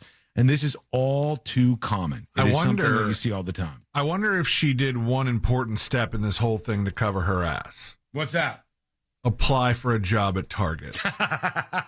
So if somebody calls out, you'll be like, look, yeah, here it is. Well, if I were Target right now, I'd be like, hey, do we have any proof that this young lady applied for a job and was denied for a job for $15 an hour or whatever? Did she even put in an application? Because if she didn't, that would be a great case for Target. Yeah, it would be. Flat says everything you're saying is obvious. It's not. It's quite obviously not obvious, which is why this stuff works. For instance, here's one of the reactions. This woman made a video complaining about the fact that Target didn't hire her. It's not the job market. It's not ADHD. It's not $15 an hour is too low. It's the face full of piercings, the elongated earlobes stretched out with giant gauges, and the tattoos. That's the presentation she chooses to bring to a job interview at a major retail chain. Target still has standards. Most employers do. They want people to look like they respect the job and the brand. Blah, blah, blah, blah, blah, blah. You know, like all of this is roped in to the intentional, the intentional ploy to get people to respond. Target dodged a bullet, this person says. I wouldn't hire you to shovel S with the way you look, this person says. Wasn't obvious to all these people, by the way. Bad appearance or for corporate retail standards. Entitled attitude. Looks down on work being applied for. Mentions ADD in the positives column. Not being late is the bare minimum. Not something to hang your hat on. I can go over and over and over to endless amounts of people who have responded to this thing. They're all very, very upset. Some of them are grifting on their own. But this is life on social media. All right? And the fact is, you got to think about this whenever you see all of these videos out there, because it's just a reality of life. I think what really lost my belief in her video was like, Target wouldn't hire me. I really need the money. I just need $15 an hour. Target wouldn't hire me. I make enough money. Why do I even need a job at Target? I don't want a job at Target. I'm like, whoa. Now you're definitely not getting a job at Target. But I just meant like what the 180 there after you got your plug in kind of went, oh wait, this is not what it seems to be. Yeah, there's a lot of people reacting to this. Scott says she succeeded. She got you to talk about it. I mean, come on, you guys. Scott, you're smarter than this. You are. Legitimately, I know you're smarter than this. I don't know if you're just trying to get a little attention during the segment or something. But one thing is very obvious. This is not something that comes natural to people online. They take everything as real. Whether they're old or young, they fall for these things. The second thing is, when you see things like this, these particular people are indeed getting paid for them. And my intention is to go in the opposite side of all of this traction and tell people, hey, before you respond, realize every once in a while that you might be helping them out, right? You might be like, this stupid bitch. And then you send a comment. You might be helping her out, because every one of those comments, you think if it's a bad comment, the algorithm is like, well, this is a negative comment, so let's downvote this video and let's bring it into obscurity. No. Comments, whether they're good comments, bad comments, mean comments, nice comments, they all show the algorithm that there's some sort of engagement going on. So to me, it's a valuable thing to speak about that and tell people, especially young people, especially old people, about how we need to be considering these things. Again, give me your thoughts, tips@thenewsjunkie.com. It is hot out there. Everybody, beware. They're trout. I know it's hot when they're bringing out the feels like temps. That's what they do this time of year. When they make the map that makes it look like the end of the world has arrived. See, from Channel 2 in Orlando, it says 108 degrees, 109, 111 in Wildwood, 107 in Melbourne. And the state is just, you're dying out there. You're melting if this is happening. Everybody in Central Florida is dead. Everybody's dead. It says this afternoon, 97. I've got it at 91 right now. Maybe it's hotter where you are. But be careful out there. You will survive despite what they want to tell you. Unless you're really, really old and you're in France or something. You'll be just fine. But wanted to get that out there because it's one of those days, folks. You're going to see it all over. We're going to take a very quick break right here. When we come back, we're going to hear from you. We're going to get your dispatches, your responses, all of that good stuff in. I got a story that I want to talk about next out of Texas. And I didn't even know that this was a potential threat to all of us, but it is. So we're going to discuss this, and I'm going to play this young man's story for you. It's going to change the way you think about things, and it's coming up next on the News Junkie. Real radio is Monsters in the Morning. Hello. Welcome behind the scenes of the show.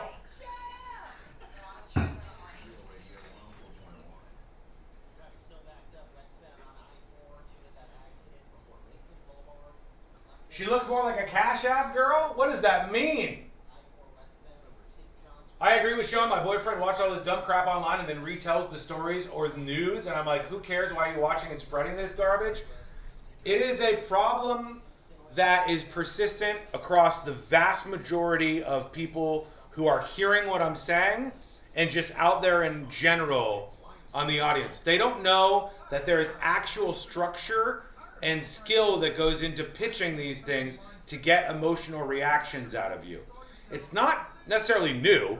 This has been done by foreign governments and what happened during the Black Lives Matter protests and all these certain things. It's always out there, but we just need to be aware of it. All right, and I think it's interesting. Who's the fucking loser on YouTube who said, I don't want the content lesson? Pop up. I'm waiting for you, YouTuber. Who said, I don't want this content lesson right now. Pop up. Now's your time. Your final day in chat has arrived. You're never going to get a content lesson from me again. Where are you? Come out. Admit what you've done. I'm waiting, YouTube. Who said I don't want the content lesson? It's time for you to be ejected into the sun. All I want you to do is say one last final goodbye before I do it. Now is your time. YouTuber, please step up and admit to what you have done.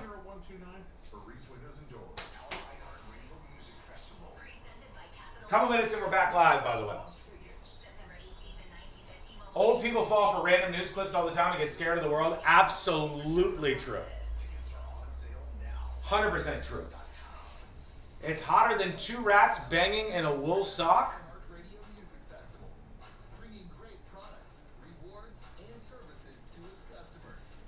Heavy Metal Cowboy says, feels like temperatures to me is weird. If it feels like 105, then maybe it's 105, or maybe you're just feeling 95 for what it feels like. It's kind of an invention. I don't know how old it is, though. That's a good question. Hang on. Let's learn something, shall we?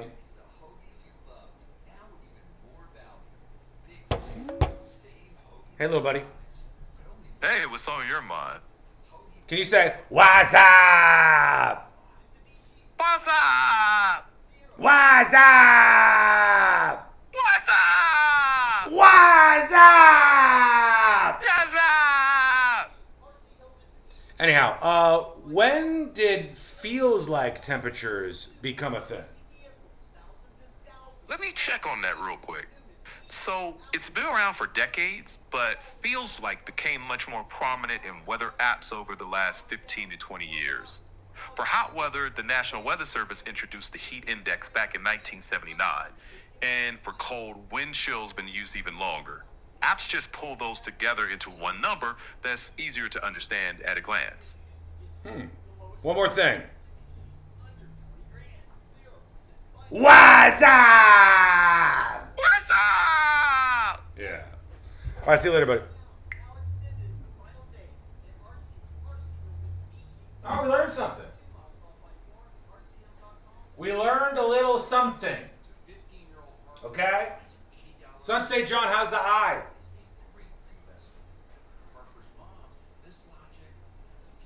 Couple of minutes and we're back live.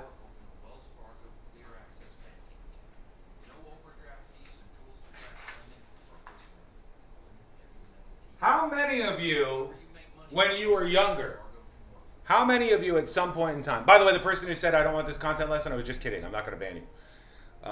You can come out of the woods. I was just playing with you. How many of you, when you were younger, were told by your parents that you shouldn't be on the phone during a lightning storm? How many of you heard this? When you were younger, you heard from your parents, they told you you should not be on the phone during a lightning storm. Because my parents would say that all the time. They would tell me, do not be in the bathtub. Like you can't take a bath or a shower during a lightning storm. They would tell me, my parents would say you can't sit close to the television because if there's a lightning strike, it can actually come out of the television and get you if you're close to it. Did you guys have this? Phone or bathtub? Yeah. Bodies of water? No. I mean like inside your house. Man Kickin' says, I heard it, and yes, it's true on a landline. Is it true? I would ignore it and talk on the corded phone inside the shower. My bestie still won't talk during a storm. Fang Frigatastic says, I remember being told that. I figured they were just trying to keep us off the phone, but we heard the bath and the shower for sure. I heard all these things when I was young. This next story directly addresses this in a very surprising way. And that's why it's going viral. 90 seconds, we're going to do it. 90 seconds and we're back. eFresh Rock says it's freezing in his building. Yeah, my parents would say all of this stuff was going to get me if I was close to an electronic device during a lightning storm. And then strangely enough, our house got struck by lightning and it burned out like a couple of the appliances. So I was like, oh, maybe there is something to this. Like some of our stuff fried because it got struck by lightning. All right, here we go. We're coming back right now.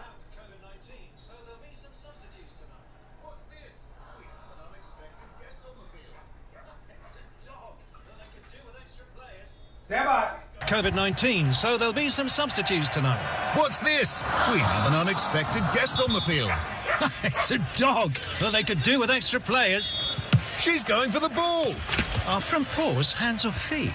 Soccer season is full of surprises, and COVID-19 could be one of them. If you test positive, prescription medications may help. Ask your doctor if they're right for you. Learn more at PfizerForAll.com. Sponsored by Pfizer. The World Cup is underway, and it's been incredible. On our podcast, The Away End, with Daniel Alarcón and John Green, we're talking about the games that have delighted us, the teams that have inspired us, and what surprised us, all through the lens of being massive fans of the world's most beautiful game.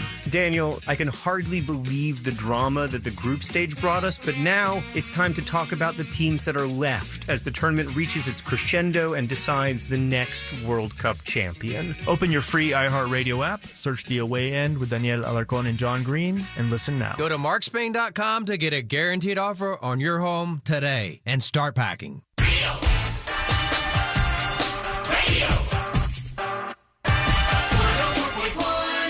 He won't hesitate to call you out when you're being a little ASCII. This is the news.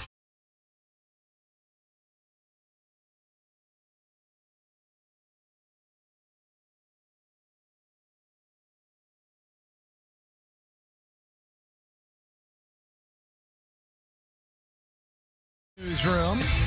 This story is absolutely crazy. I can't wait to tell it to you. It's just a moment away. Learn more about this show over on the website, which is thenewsjunkie.com. Now, the question I have to start this discussion off is, when you were young, did your parents ever warn you about stuff during lightning storms? Like, don't talk on the phone. Oh my God, are you calling your friend? There's a storm going on. Get off the phone, Sean.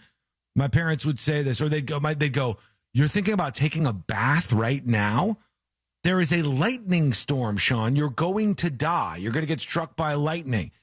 I don't know if it worked that way in your house, Seelan, but my parents were always warning me about the ways I was going to get struck by lightning inside of the house. 100% bath time was a no-go during a lightning storm.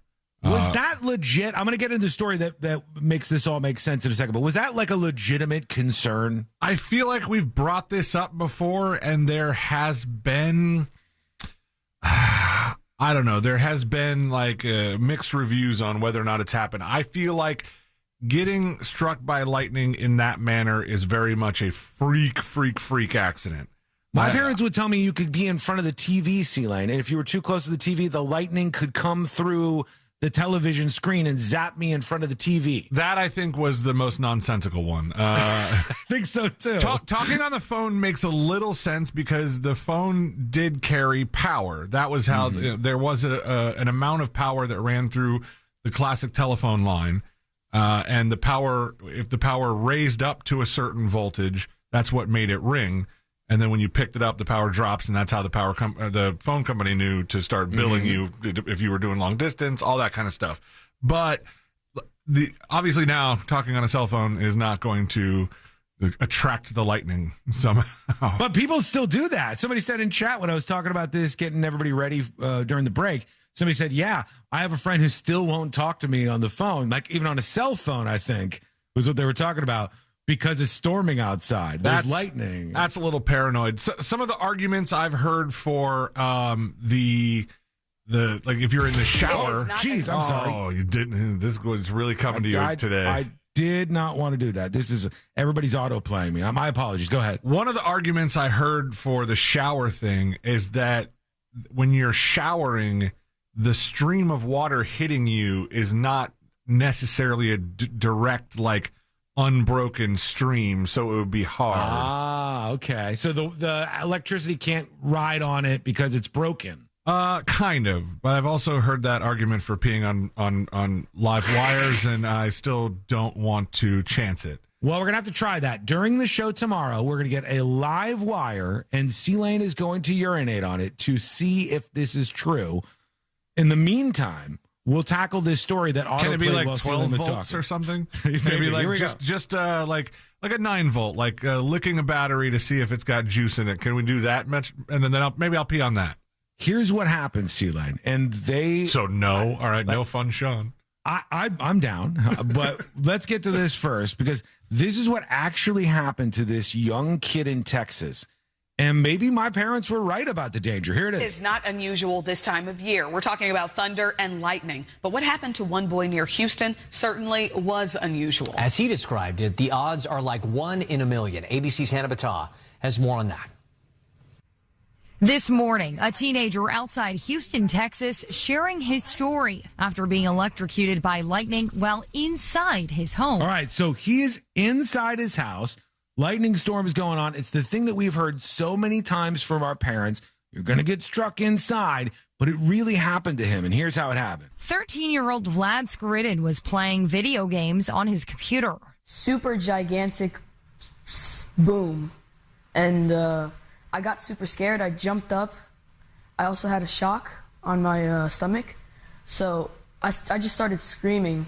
Officials say lightning struck his home and traveled through the wiring. Oh, look, it blew a hole in his wall. So the lightning hit this kid's house, starts going through the wiring, blows a hole in his wall. He was playing video games. Like in the middle of the video game, he gets hit. Parents, take this video, show it to your kids tonight, and then every time you want them off their video game thing, go, hey, I think there's a lightning storm coming. I need you to get off of Minecraft. We need to stop playing this. We need to get away from it. Legitimately, this could be a good tool for you because it really happened to this kid. The family believes the lightning then flowed through a metal part of his desk, which was touching his skin. It's like 1 in a million or something. Experts say during a lightning storm, stay away from anything metal. The safest thing might be to sit in the middle of a room and read a book. Oh, okay. Hold on. Tap the brakes, Grandpa. Good luck. The safest thing might be to sit in the center of the room and read a book. The kids aren't going to buy this. They're not going to be into that, I don't think. That's what you got to do. You got to unplug all your stuff. You got to sit silently in the center of the room because you've been dealing with it. You've seen all these afternoon thunderstorms all across the United States. Afternoon, my ass. Last night's was a long one.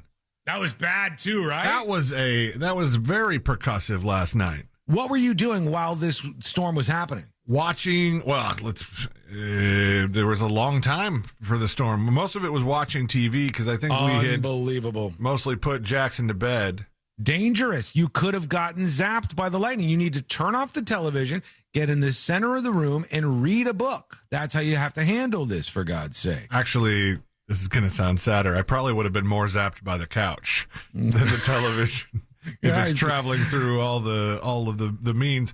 But the thing that we just saw in that person's house, could that be a result of bad wiring? Because maybe typically, I don't think all houses are supposed to have lightning rods or something. But a lightning rod, I think, would have helped their situation there. It would have been blowing through the drywall. Is that how that works, though? So if you have a lightning rod on top of your house, it will strike that, and then it will not hit the other stuff? The lightning rod should be grounded. It should go straight to the ground because lightning, like all electricity, follows the path of least resistance. So you have something that attracts electricity, attracts the lightning, and then is just wired straight down to the earth. And that's what should keep all of the rest of your stuff from getting fried. We're getting a lot of dispatches on this. Correct me if I'm wrong. I'm going to play a couple of them. If you're an expert on this, you know more about it, please let us know with more dispatches. Back to the story from KTRK. The electrical things are dangerous. In rural Illinois, a reminder of the power of lightning. She did have a way of walking in a room. She was just a presence. Aaron Kinsley Sheeta was struck and killed while getting off a swing in her family's backyard. The storm still appearing far off in the distance. Her grandfather says there was no time to react. He said he just heard a rumble, and he said, hey, get off now. And turned around and just like that. And in Florida, a Seminole County deputy is recovering after lightning indirectly struck him while he was touching a gate. He was taken to a hospital, but was conscious and alert. All right, so that guy's touching a gate. It gets struck, hits him. The young girl, she's outside. These ones make more sense to me. But inside your house, playing your video games and getting blasted by lightning is not something that I would have expected. But a lot of you are suggesting that this is something you've experienced at some point. So let's go to a couple of those dispatches. Record yours at thenewsjunkie.com or in the News Junkie app right now. Here's the Mighty Flounder. I don't know if I'm still on the app. I'm still on the old ancient app. Update. Man, please. You were talking about lightning. About 15 years ago, I was playing Xbox in a lightning storm because I'm stupid with a wired controller, not wireless. And at the same time the power went out at my house, I received a painful electric shock, made me throw the controller. Now, I'm a 20-year electrician. I was only about a 5-year electrician at that time, but I know what an electric shock felt like. And that was it. I don't think I got hit with a lightning bolt. I think my house got struck by lightning. And I just got some of the residual effects of it. But yeah, it hurt. You are not alone. A lot of people that are talking about this. Here's Dingo.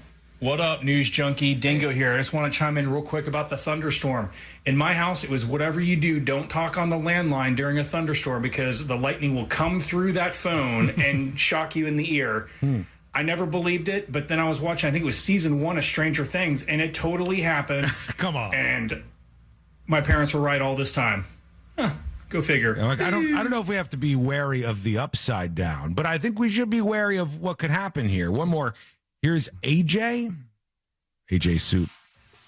Hey, Junkies. Hey. So when I was a little kid, I lived in the Midwest. I lived up in the middle of central Illinois.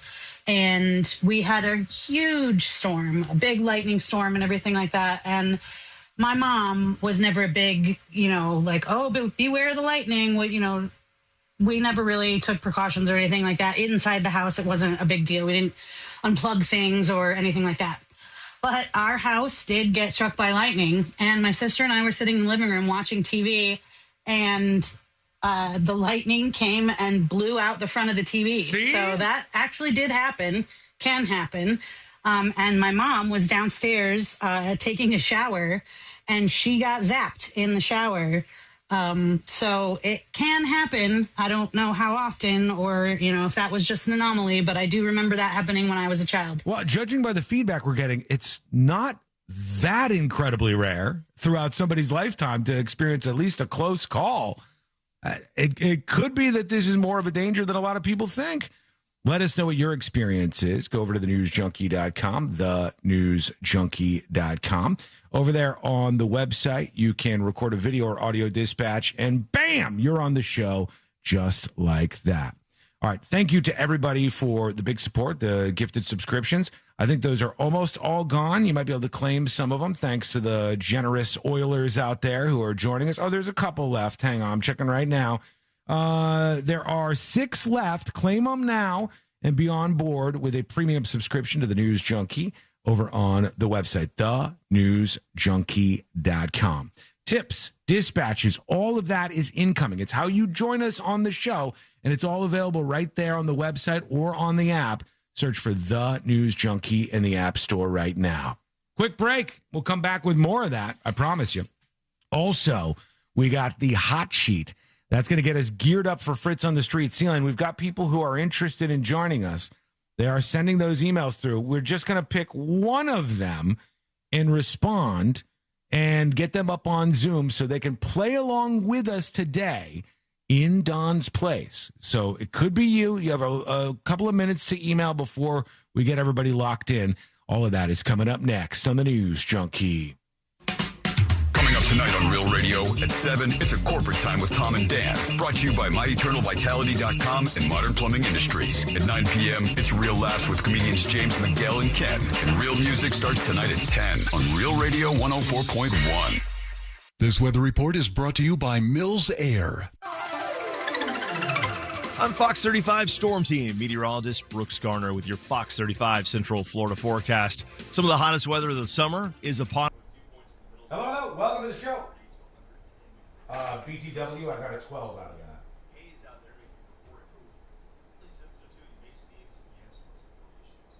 This report is sponsored by Quantum Fiber Internet. Have you heard? Quantum Fiber from AT&T is offering a great deal on fast fiber internet. $55 a month for speed up to 1 gig. Hey everybody, Skull Mike is activated. Welcome behind the scenes. Special deal now. Limited availability in select areas. Guys, let's have a chat for a second. If you're starting to see the symptoms of erectile dysfunction or PE show up in the bedroom, well, that's not something that's just going to fix itself.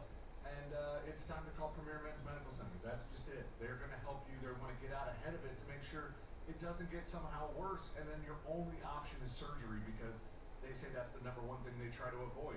Invasive, painful surgery that can be expensive and doesn't always even work that great. They want to get out ahead of it so they can explain to you, hey, here's what your body is doing. Here's why you're seeing these symptoms.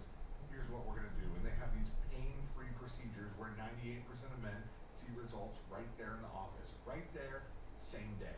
They're offering a free consultation, but you got to call now. So pick up the phone. Stand by, email the show if you'd like to join us. 7533.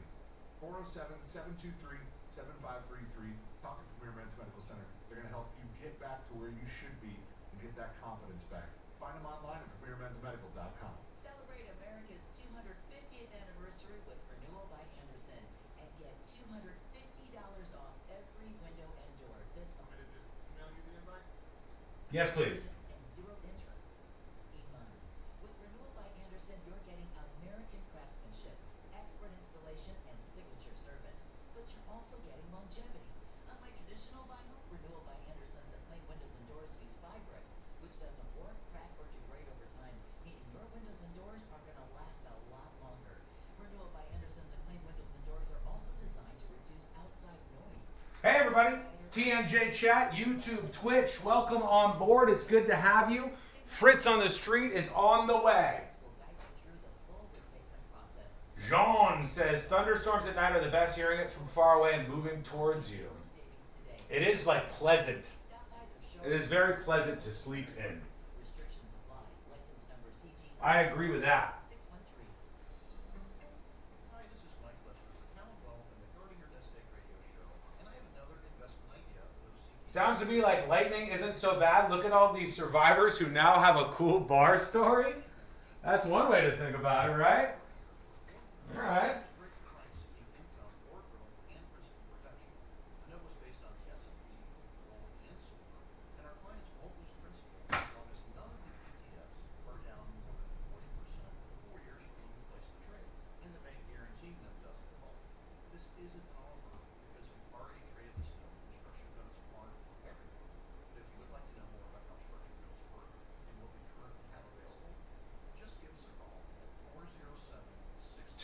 minutes and we're back live.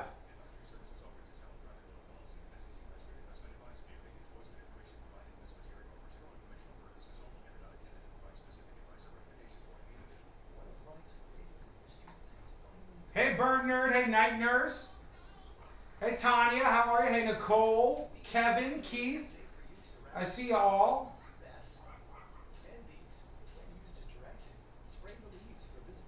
The website is getting hammered again. It's been happening a little bit, but it should free up here momentarily. Capital One offers no fees or minimums on checking accounts, and most Capital One cafes are open 7 days a week to assist with your banking needs. What's in your wallet? Terms apply. See CapitalOne.com/bank. Capital One NA, member FDIC. All right, we're coming back, everybody.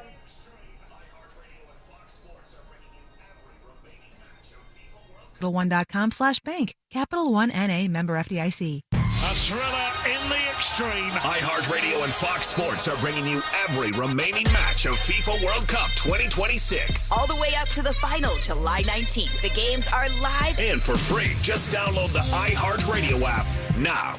This summer on iHeartRadio, win a trip to see Bryan Adams roll with the Punches Tour live in Milwaukee, August 16th. Hey, this is Bryan Adams inviting you to come and see me live in concert. Round trip air for two with hotel and more. Prize provided by Bryan Adams. It's VIP with Q&A, an autographed album, merch, and all that good stuff.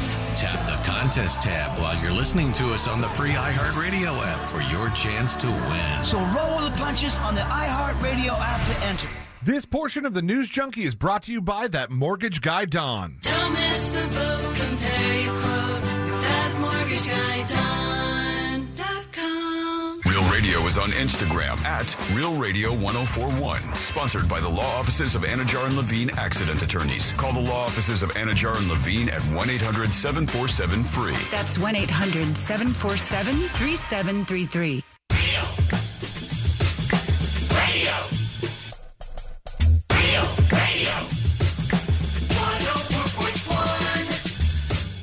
Your front row seat to the most viral stories in the world.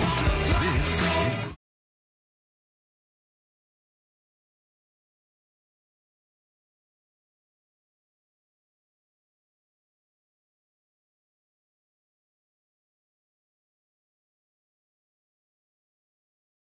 Then we're going to pick one of you to participate with us. And that is going to be your moment to play Fritz on the Street here along with the rest of us. So last minute people, email tips@thenewsjunkie.com and then stay by your email because one of you is going to get a Zoom link and you will be 1,000% playing along with us. Over on Twitch, somebody named Kara says, maybe I missed it, but is nobody going to talk about how C-Lane absolutely trounced Sean at the drinking games on the live show? Wait. You think he trounced me? Trounced you? Oh yeah, in the beer chugging competition that we. Yeah. That was the bar was low for me. I mean, I'm not any good at chugging beer and especially warm beer. Yeah, not to mention, C-Lane, I still have remnants all across our equipment, my laptop included. I've still got a little bit of damage done over here. Let's forget about that. Wasn't my smartest decision. Here we go. Let's do the hot sheets. Check the hot sheet. It's news, but not like real important news. Best investigative reporting on the planet. The top stories from the people on your screens and speakers are on the hot sheet with C-Lane. That's right. It's the top 5 stories in the nonsense news brought to you by that mortgage guy, Don. And of course, the big breaking news this morning. We all woke up to the news that Bonnie Tyler was dead at the age of 75. Lots of tributes pouring into her, even at her home in Wales. Flowers and whiskey have been left at Bonnie Tyler's Wales home following the news of the singer's death. Several bunches of flowers and a bottle of Jack Daniels and a card are on the wall outside her house in Mumbles, Swansea. Tyler was apparently known to drink a shot of whiskey with Red Bull to steady her nerves before going on stage, which is weird to think about because I think she predates Red Bull by like a bunch. Mm-hmm. Would I be incorrect in saying that? I would have to say, yeah. I think that's definitely the case. But she even used to joke, it gives me wings. Celebrities have been pouring their hearts out for Bonnie Tyler. Catherine Zeta-Jones said she was a one-of-a-kind artist. Bryan Adams made some comments. And, of course, somebody who I would think owes a lot to Bonnie Tyler, Dan Finnerty on his Instagram page said, R.I.P. legend. You would know Dan Finnerty from... That's him? Yeah. Oh, the Dan Band. Lead singer of the Dan Band on his Instagram this morning. Tyler was the first Welsh act to crack the U.S. #1 singles. It wasn't Tom Jones, Shirley Bassey, Mary Hopkin. The honor fell to Bonnie Tyler in 1983 when Total Eclipse of the Heart knocked Billy Joel's Tell Her About It from the top spot. Spent 4 weeks there and then was knocked out by Islands in the Stream, so this was a big time for rock music back then. True. Speaking of old school, Luke Wilson, congrats to him and his 24-year-old girlfriend. Luke Wilson, 54, and his girlfriend have welcomed a baby girl. Wow. They were seen 30 holding years between them, huh? She will be closer to her daughter's age than Luke Wilson's age. Yeah. For this whole time. They were seen holding their newborn in a carrier at an event for the actor's forthcoming Netflix series, The Hawk. I think it was the first time they had brought the baby out in public. He had said back in 2007 he was wanting to have kids. He said, at the time, I don't have a girlfriend, but I wouldn't mind one. I definitely want kids at some point. And now he has them. The Idiocracy star and his girlfriend have largely kept their romance under the radar, but have been dating since at least 2023. It was a big day for a lot of people in the TV and entertainment world yesterday when the Emmys were announced. But I think, it had to have been a real nice, big smile, eating grin even for one Mr. Stephen Colbert. The Late Show bows out with 9 Emmy nominations, its biggest haul ever in the nominations category. They said the party's over at the Ed Sullivan Theater. Huh? They're trying to send a message there. They're like, look, we support him. We think he got shut down. That's what it seems to me. Well, they says they got one last embrace from the Television Academy. In its final season, The Late Show with Stephen Colbert drew 9 Emmy nominations, the biggest award showing of the 11-year tenure behind the desk. Somebody who's not behind the desk anymore, but was recently spotted on a rare outing. This guy keeps to himself a lot, and it makes sense. Matt Lauer was spotted on a rare outing with girlfriend Shameen Abbas 5 months after one of his accusers released her memoir, including allegations against him.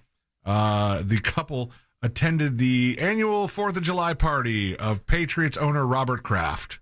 Yeah. Okay. Is they still asking him about that massage place thing or no? I just think Robert Kraft and Matt Lauer probably don't talk about stuff like that. They talk about fireworks and beers and stuff. We just kind of leave some of that other stuff swept under the rug. Even if they get a little drunk, you think they don't look at each other like, hey, I don't know. Maybe it's just one of those things that behind closed doors Robert Kraft likes to joke about. Like, the rub and tug video. It's a thing. It happened. And every once in a while, we get great clips from somebody who storms out of an interview, who gets really embarrassed or just really pissed off and leaves. We're out of here. Uh-huh. And I didn't know that you could necessarily do this in text form because you really need the personal kind of contact for it to be as cringe. And then at the end, we're left asking ourselves, why would you do this interview? Why would you put yourself through this knowing you're just going to get destroyed? And that's what came for German director Uwe Boll after he did an Ask Me Anything on Reddit. It says the AMA descended into chaos after fans, I don't know that I'd call them fans, asked a bunch of questions about all of his trash movies. It says, why on God's green earth Uwe Boll would agree to participate in a Reddit AMA is beyond me. But that's exactly what happened as the German filmmaker, dubbed one of the worst directors in the world, opened himself up to questions from a hostile crowd, and the result was entirely predictable. He was trying to promote his latest movie, Citizen Vigilante, but he was showered with insults from the Reddit crowd. It ended after only an hour with Bull storming out, and he said his final message was, guys, why a lot of you are stuck in the past. You love to hate and trash me. Watch Rampage, Stoic, Assault on Wall Street, First Shift, Heart of America, Postal, Tunnel Rats, Run to Fur. Those are all his movies. And open your eyes. Forget my name and just watch the movies. Look at the ratings. You'll see what real audience believes. You're so in love with bashing me that you got yourself. I wish you all a great evening, and now go watch soccer and instead of wasting my time here. And Uwe Boll, not a long time on that Reddit AMA because they were just coming after him for his crap movies. How do you say his name? I thought it was U-Bowl. I think I've probably screwed that up forever if that's how you actually say it. I watched a couple videos and like the German pronunciation. Somebody said Uwe Boll. He looks like Yui. All right. At the box office, kind of an exciting weekend for box office this weekend. Of course, A24 is releasing The Invite with Seth Rogen, Olivia Wilde, Penelope Cruz, Ed Norton, a comedy drama romance. For the parents, big weekend, Moana, the live action Moana. Starring Dwayne Johnson, Catherine Laga. Starring a live-action girl playing Moana, is being released by Walt Disney. And then, let's see. Did you ever see the wig that The Rock is wearing in this? I have seen footage of The Rock in it, and it's pretty hilarious. It's pretty bad. It is. Evil Dead Burn for the horror fans. And then, I don't know, I didn't get a chance to see what this was about, but Sony Pictures has Gail Daughtry and the Celebrity Sex Pass. That's got Zoe Deutsch. I think it's Deutsch. I don't know her. John Hamm. I saw a movie with her recently.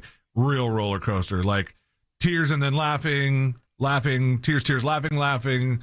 It was something that Ashley picked. Some voicemails for Isabel. I don't know that one. Check that out. Zoe Deutsch. It's a like rom-com.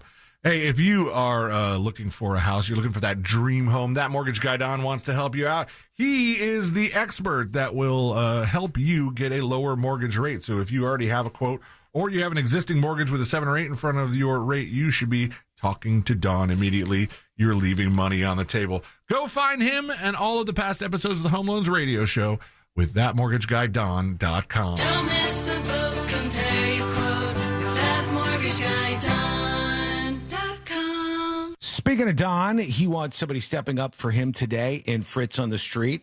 Now, I have sent an invite to somebody on Zoom, but here's the deal. What if the person doesn't check their email and doesn't click it and they don't join us? Can we load up the phones so we can have a backup on the phones too, C-Lane? We can do that, yeah. Just Fritz is nodding his head yes. We can load up the phones. All right, what's the number? Because last time I gave it away, you're like, it's not that number anymore. 407-916-1041. You probably gave away the 800 number, which I don't believe exists anymore. 407-916-1041, and you could load them up just in case, just as a backup, in case the Zoom thing doesn't go through, and we can play Fritz on the Street. Perfect. All right, we're going to do that. Fritz on the Street, the greatest game in all of radio. That's coming up next on the News Junkie. It's like a text message with your voice. The TalkBack feature on the free iHeartRadio app. Follow Real Radio 104.1, tap the microphone, and speak. From the Clausman Law Traffic Center, car crash. Hello, welcome to the show. Skull mic activated. You are now behind the scenes. I had to reboot the website because of a small issue that I could fix after the show. Sorry if you had any downtime. Sorry if you got booted off of any of the streams or anything weird happens. Sorry if that occurred. But I will tell you, it will be fixed today. And everything's back up and running now. You might not have even noticed.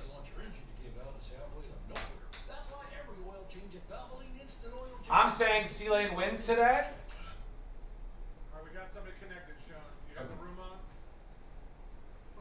It's on now. All right, who's on the line here? Hey, it's Ben from Leap.com. Ben from Daytona? Cool. All right. You hear us well? Yeah, I can hear you. Well, might have already turned off. Yeah, make sure that's off so you're not hearing two feeds. Exclusive race access. All right, we got Ben from Daytona. Orlando joining us. He's going to play Fritz on the Street. This guy, he's on the grid. He's on the grid. We should take more Zoom calls, huh? That might be fun.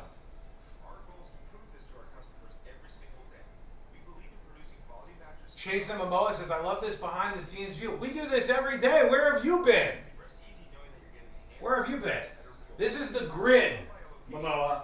This is where you see all the different feeds that we have. And there's even more than this that we have in our arsenal to switch to.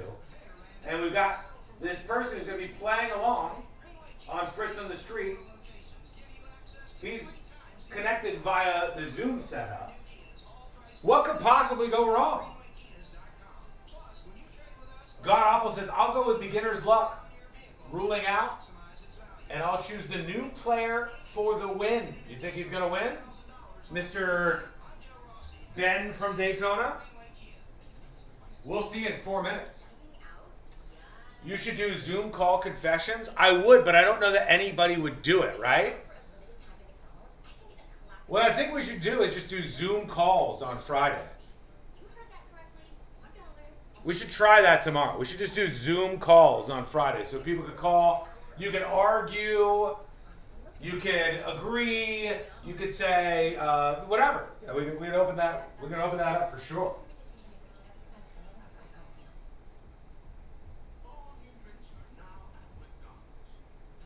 Coming back in a couple of minutes. I looked up this You guy. He's the star of the movie. Is Armie Hammer. That should tell you all you need to know. Is Armie Hammer making a comeback, chat? I thought after all of the stuff, because there was like cannibalism drama with him. There was like some accusations against him from some of his exes, I think. That dude was in every movie for a while, Armie Hammer. And then he blew up his whole damn career. So maybe he's making a comeback. Can you black out their face on Zoom? I don't know. Maybe.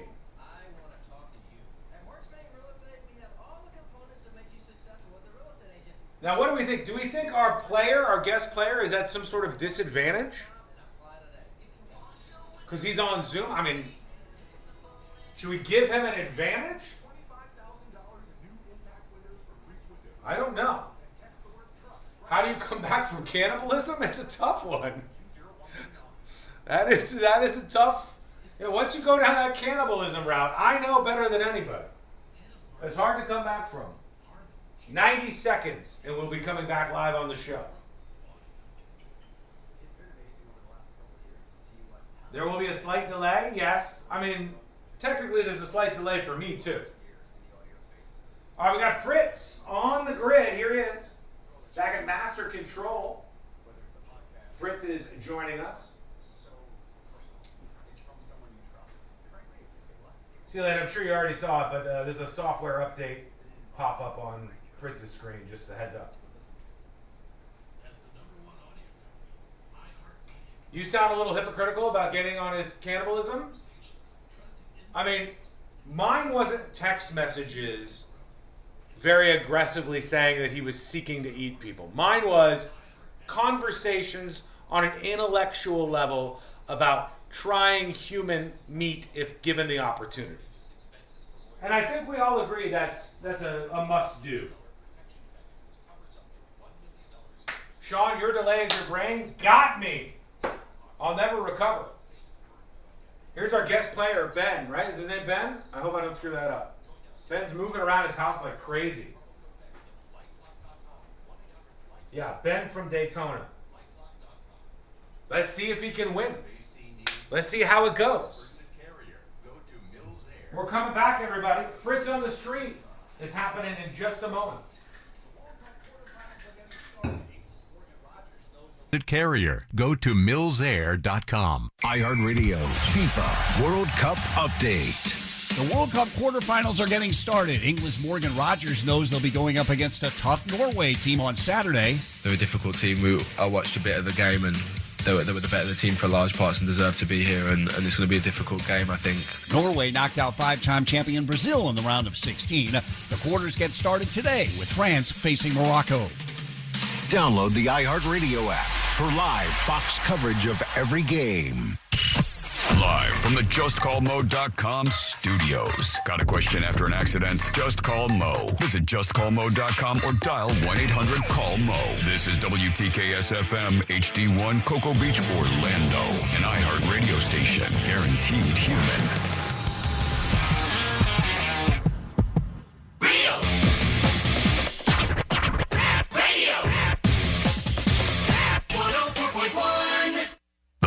viral newsroom on the planet is still humming along. This is the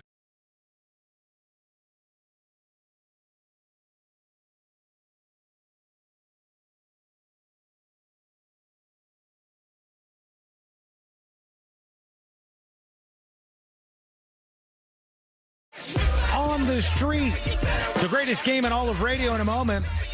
And we will get down to the action here in just a bit. Learn more over on thenewsjunkie.com. Chilo G over on TNJ Chat says, I've been a listener for a few years now. I started listening to the News Junkie on The Freak in Dallas, Texas. Love the show. Been hooked since the first time I listened. Thank you, Chilo G. So good to have you on board. Unfortunately, you will not be our guest stepping in for that mortgage guy, Don. I'm sorry. We already have somebody. More importantly, let's welcome in our friend Fritz. Fritz is here. He's ready to do the thing. Hi, Fritz. Oh, yeah. Hi. He looks good. He looks ready. He looks sharp. He looks prepared. We now have to pick who we're playing for, I would imagine.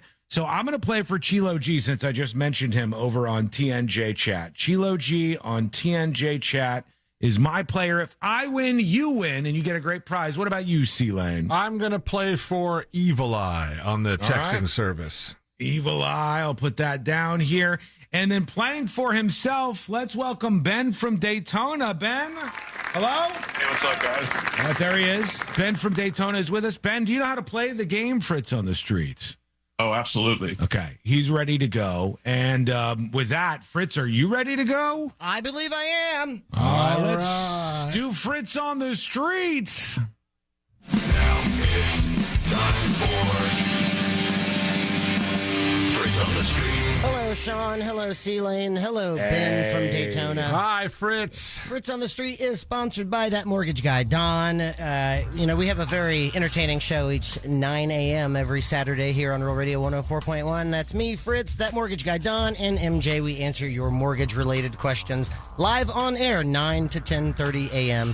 And we do it with some spunk, some funk, some gusto, pizzazz. A lot of gusto. Some gumption, maybe. Mm-hmm. And if you would like to follow Don, I would heavily recommend it. That's at That Mortgage Guy, Don, on Instagram. Or you can go to thatmortgageguyDon.com. Don't miss the boat. Compare your quote with thatmortgageguyDon.com. In first place on Fritz on the Street with 193 points, that would be Mr. Christopher Lane. Yeah, me. In second place with 185 points, That Mortgage Guy, Don.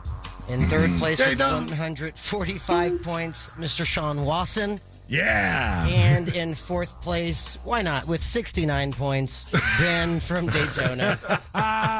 It's an exhibition game. We're just playing for fun today. Without further ado, I go to Cavo's Bar and Kitchen every Tuesday night for my trivia, Fritz's Funhouse, and then I ask people questions afterwards, 4 current event questions and 4 general knowledge trivia questions. Your job is to chime in for that bonus point and then guess out of 8 answers how many got it right. Easy peasy? Ready to go. Let's do it. Question number 1. Despite concerns of his well-being, Republican lawmakers have said they have... Sean. Oh, he was so close, too. I just barely got it. Mitch McConnell. Mitch McConnell is correct. Full question. Republican lawmakers have said they have spoken to which absent senator? Sean, out of 8 answers, how many do you think said Mitch McConnell? Still don't know if that guy's alive, but I think 7 said Mitch McConnell. 7. 6 for me. 6 for C-Lane. I'm going to say 5. We'll see how this crowd does. 5 for Ben. Question number 1. Ben's already got strategy. I like it. It does, yeah. Question number 1 with answers of 5, 6, and 7. Ding, ding, ding, ding, ding, ding. Somebody knows they're Mitch McConnell. Let's see who's picking up 2 points. Despite concerns of his well-being, Republican lawmakers have said they have spoken to which absent senator? Mitch McConnell. Mitch, a.k.a. Glitch McConnell. Mitch McConnell. Mitch McConnell. Mitch McConnell. Mitch McConnell. Arnold Schwarzenegger. Oh, no idea. That would be 6. Yeah! So C-Lane is picking up 2 points on that one, and Ben and Sean with the guesses of 5 and 7, each picking up 1 point. That's how the game is played. We're not moving on. Arnold Schwarzenegger. All right. Okay. That would be a sad, sad day, wouldn't it? It would, yeah. Question 2. Which actress Which actress has had roles in such films as Charlie's Angels, Love Lies Bleeding, and Spencer? Ben. I'm going to try Charlize Theron. That is incorrect. Sean? Cameron Diaz? That is incorrect. C-Lane, Lucy Liu. That would be Kristen Stewart. If I had said the Twilight film franchise, would have been a dead giveaway. Sean, you got question 1 right. We will start with you. Out of 8 answers, how many do you think said Kristen Stewart? 3. 3. 4. 4 for C-Lane. You said 2. And 2 for Ben. Question 2 with answers of 2, 3, and 4. Ding, ding, ding, ding, ding, ding. Who knows her? Kay Stewart. Which actress has had roles in such films as Charlie's Angels, Love Lies Bleeding, and Spencer? Farrah Fawcett. Cameron Diaz. Drew Barrymore. Kristen Stewart. Cameron Diaz. Drew Barrymore. Goldie Hawn. Kristen Stewart. That would be 2. All So right, Ben. is picking up 2 points. And Sean with a guess of 3, picking up 1 point. Look at him go. Question 3 now on the agenda. Question 3. Last week, Taylor Swift and Travis Kelce tied the knot at which venue? C-Lane. Madison Square Garden. Madison Square Garden, MSG is correct. C-Lane, out of 8 answers, how many do you think said Madison Square Garden? 8. 8. 7. 7 for Sean. And 8 for Ben. Question 3 with answers of 7 and 8. Ding, ding, ding, ding, ding, ding. Was it the wedding of a century? Last week, Tay-Tay and Travis Kelce tied the knot at which venue? Madison Square Garden. MSG. Madison Square Garden. Madison Square Garden. Madison Square Garden. Madison Square Garden. Come Madison on. Square Garden. Madison Square Garden. Yeah, baby. That would be 8. So C-Lane is picking up a 3-pointer on that one. Ben is picking up 2 points. And Sean with a guess of 7 picking up 1 point. Question 4 is now upcoming. Question 4 is the halfway point. After that, I will tell you who is leading so far on the day. And question 4 goes like this. What U.S. city is associated with Alcatraz? C-Lane. C-Lane. San Francisco. San Francisco is correct. Bitch. C-Lane, out of 8 answers, how many do you think said San Francisco? 6. 6. 7. 7 for Sean. I'm going to go 5. And 5 for Ben. Question 4 with answers of 5, 6, and 7. What U.S. city is associated with Alcatraz? San Francisco. San Francisco. San Francisco. San Francisco. San Francisco. San Francisco. San Francisco. Oh, San Francisco? That would be 8. So Dang. Sean with a guess of 7 picking up 1 point. Yes. And that means, yep, halfway through in first place so far with 5 points. Is that what you have, C-Lane? I have 6. For Sean? No. Oh, maybe I didn't do all his. I will take 6. It's now been determined that I have 6 too. 4, 5. I have 5 for Sean. In first place with 5 points, Sean / Chilo G. In second place with 4 points, C-Lane / Evil Eye. And in third place with 3 points, Ben from Daytona. Is that what you have? Nope. Throwing a flag on the field right now. I'm going to give you the extra point then, 5. I think you have 5. Okay. All right. Question 4. It's an exhibition. It doesn't Does he matter. have himself at even more than 5? What's going on? He got 6 is I what he had said. me at 6 and Ben and Sean tied for 5 each. I don't know. Yeah. I don't know if that's true. Fritz is the end-all, be-all You know what? decider. I'm going to give Ben 5 too. It's 5, 5, 5. Ben, I thought it was 2. I made a 2-pointer, then 2 singles. Ben, where are you joining us from today? Where are you? I'm actually at work. I work at Beachside Hotel. My wife and I run it. Oh, nice! You guys get your own hotel there? Yeah, basically. Wow. Nice. Do you Is ever it go really like? nice? Do you ever go like sleep with each other in the different rooms just to try to put your name on each one? With a janitor's It's tempting. closet. Yeah, It's yeah. tempting. Yeah. Ben, is it we'll do that. haunted? No, it's not haunted. Oh, son of a It's a little boutique hotel. How many rooms you Why got? would he go on the radio and say that his 34. hotel is haunted? For You got paranormal 34? tourism. Yeah, 34 rooms. Wow. That's like a pretty decent sized place. That's cool, man. that is All right. Yep. All right, we'll learn more in a second, but back Well, to it. 4 questions remaining now on Fritz on the Street. We're heading to question 5. Amid controversy, President Trump had FIFA reverse which kind of penalty? C-Lane. It's a red card. That is a red card.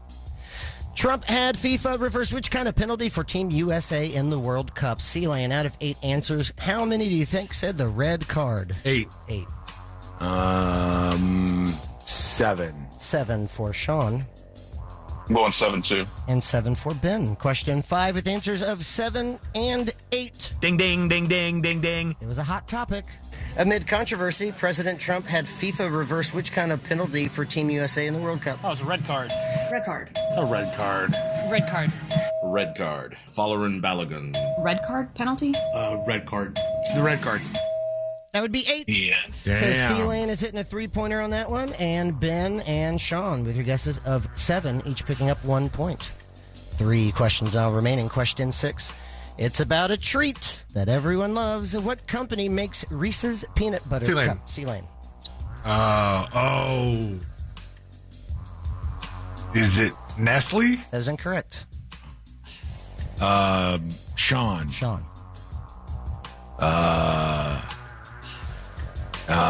Hershey's? That is correct. Yeah. Well done, Sean. Out of 8 answers, Sean, how many do you think said Hershey's? 5. 5.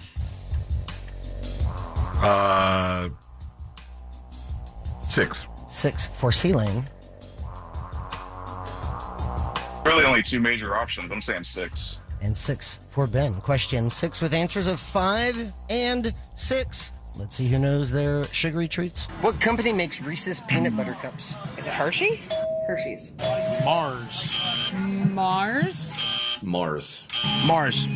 Nestle. That would be 2. Ooh. We had 3 8s in a row and then a 2, but that's how the ball bounces here at Fritz on the Street. 2 questions remaining. Question 7. On Tuesday, evacuations were ordered after support beams buckled C-Lane. on C-Lane. New York City. New York City is correct. C-Lane, full question, buckled on a building under construction in which U.S. city? They added, 17 stories they were trying to add I know. That's so crazy, too. You saw the video from inside, right, Fritz? Yeah, it was like a spaghetti. It was like a cooked spaghetti noodle. Trying to hold that thing together. the beams that are holding up the building are just completely bent into S-shaped things. Absolutely crazy. C-Lane, you got that question right. We will start with you, obviously. Out of 8 answers, how many do you think said New York City? 7. 7. 5. 5 for Sean. I try 8. And 8 for Ben. Question 7 with Ben answers. didn't have to be a dick about it, Sean. Question 7 with answers of 5, 7, and 8. Ding, ding, ding, ding, ding, ding. Someone knows their spaghetti noodles. On Tuesday, evacuations were ordered after support beams buckled on a building under construction in which U.S. city? New York City. Oklahoma City. It's New York City. New York City. Manhattan. New York City. New York City. New York City. That would be 7. So C-Lane is hitting another 3-pointer. And Ben, with a guess of 8, picking up 1 point.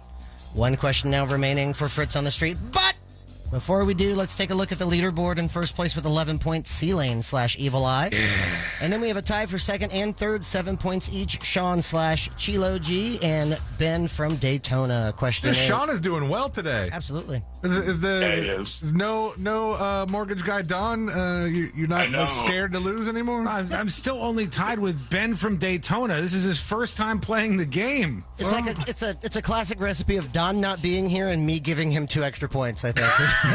This might be the best I've seen Sean do. Yeah, I'm getting help from a lot of directions here, Ben. Thank you. Yeah. Question 8 is about a capital. Why not throw it back? Because I knew we were going to have a guest today. What is the capital of Canada? C-Lane. C-Lane. Or Ben. Ben was first. Ben got it. It's Toronto? That is incorrect. C-Lane. Oh. Ottawa? Ottawa's correct. I have gotten that wrong. That was my first choice. So many damn times. I've gotten that question wrong, Ben. Ben, you can't say that was your first choice. You made a first choice. It was Toronto. No, it was in my head. Yeah. You know, we've been playing this game for 7 years now on the News Junkie, and people finally know the capital of Canada. I've done my job. C-Lane, congratulations. Hey, thank you. C-Lane, out of 8 answers, how many do you think said Ottawa? Let's say 11. Sure. 4. 4. Is that the flex because you're so far ahead that it doesn't matter if he says 11? Is that what we got going on? Mm-hmm. I'm going to nail it. 5. 5 for Sean.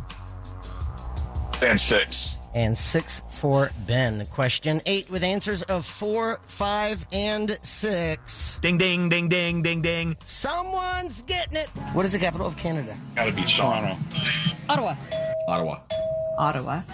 Toronto. Edmonton. Ottawa. Ottawa. That would be 5. So Sean is picking up 2 points. And C-Lane and Ben with your guesses of 6 and 4, each picking up 1 point. And that means leading on the day and winning with 13 points. C-Lane / Evil Eye. This would have been a good day for Evil the Eye. points to matter. This would have been a really good day for the points to matter. In second place with 9 points, Sean / Chilo G. And in third place with 8 points. These points are going to last forever with you, okay, Ben? Ben from Daytona, and that is Fritz on the Street. Thank you, Fritz! There he goes. Guess what? Ben in Daytona, you're a winner around here, all right, friend? We're going to set you up with some great prizes, some merch from the show. We appreciate you. And this nice little boutique hotel that we have here that we're looking into. How much is this a night for these beautiful hotel rooms that you got?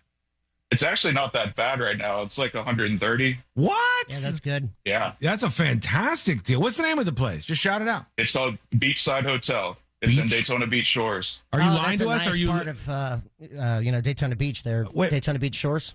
When you say beachside hotel, like, are you legit right on the beach? You're right there? Yeah. You can see on my shirt here, Beachside Hotel. There you go. Can I see the actual beach, though? Where's that would Sure. be more. All I have to do is just step out the door. All right, let's see if we can believe him. All right, he's. Oh my God! Yo, look at him go. You guys have an awesome place there. Dude, I love Florida so much. Wow, that is fantastic. All right, one more time. What's it called? It's called Beachside Hotel in Daytona Beach Shores. Well, congratulations, Ben. I'm going to email you a link to set you up with the prize. We appreciate you joining us today, buddy. Awesome. Thanks a lot, guys. There you go. Thank you, Ben. And just for the record, not haunted. Yeah, not haunted. Definitely not. Not haunted. All right, Fritz, we love you. We appreciate you. Make sure you're following Fritz on all social media platforms so you can make sure you're part of the next Fritz's Funhouse Trivia. That's right. Fritz's Funhouse Trivia is something that needs to be experienced in, well, hold on. It sounded like you said Fritz's fun-ass trivia. It's a fun-ass trivia. I played it. It's a fun-ass trivia. There's asses. It's a good time. And it's fantastic and entertaining. And you are going to have a blast. I always say this, treat yourself, for God's sake. You need at least one day a week where you can escape and enjoy yourself. And this is the perfect time at Cavo's with Fritz. Follow along, thenewsjunkie.com/share, thenewsjunkie.com/share. Click all of the follows for Fritz. Fritz, we'll see you next week, buddy. Absolutely. Thank you. There he is. Okay. Quick break. We are going to be back in just a moment with something that is making people sick all across the United States of America. This is weird, but it's caused them to change the menu at Taco Bell right now. I'll explain what's happening so you are safe and sound from this. That's coming up next on the News Junkie. Real radio is the Jim Colbert Show. I hope the 5 like-minded people that listen to me are equally as frustrated at you two. There's 5 people out there who know Turbinado is about sugar and not a muscle car from the 70s. What are you driving? Turbinado. Got a big 400 horsepower. Got a big block Turbinado. I blew the doors off that Ram, boy. Come back. The Jim Colbert Show, weekdays at 3 on Real Radio 104.1. There's an accident off to the shoulder getting cleared up, slowing traffic down in both directions on I-4 over St. John's River Bridge. Construction, slowing traffic down on I-4 eastbound, heading through the city before that Colonial Drive exit. There's a crash on John Young Parkway northbound near 408 off to the shoulder. Northbound on JYP, just north of I-4. Hello, welcome behind the scenes of the show. Skull Mike Cracktivated. Good job, Ben. Good job, my guy. How cool was that hotel, huh? What are you guys, crazy? $130 a night? Book that thing. Get out there. TNJ chat, YouTube, Twitch. Hi, how you doing? Hi, how you doing? Taco Bell has changed their menu because there is this, well, is it a virus? It's a parasite that is spreading around like wildfire. It's a bad issue. and it's very, very dangerous. So I'll tell you what's happening with Cyclospora catenemesis. Very, very soon. Also, we have a pick a side coming up in just a moment. We got a lot more to get to before the show wraps up. Oh, big news here. Big news. Hang on. Stand by, folks. Let's see here.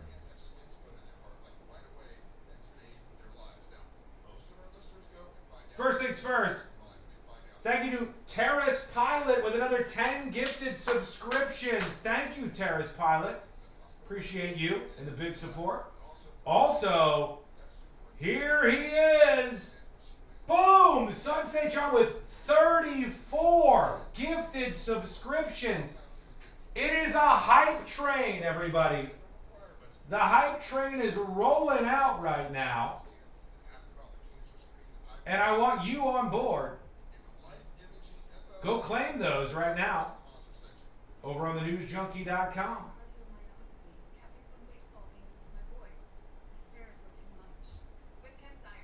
Unbelievable. There's 30 gifted subscriptions just waiting for you. Big thank you to Sunstate John, Terrace Pilot, Craig K, Tom, and DJ Rage. Bring our total to 54, 64, 74, 85, 86 today. Can we break 100? That's the goal. Let's see if we can break 100. Go claim yours now over on thenewsjunkie.com. We'll mention that when we come back. Sunstate John with 34 and Taros Pilot with 10. Big support. Thank you. Sell your home fast and for the most money with a guaranteed offer from Mark Spain Real Estate. Go to markspain.com to get a guaranteed offer on your home today. That's markspain.com. Down to 25 available. 23.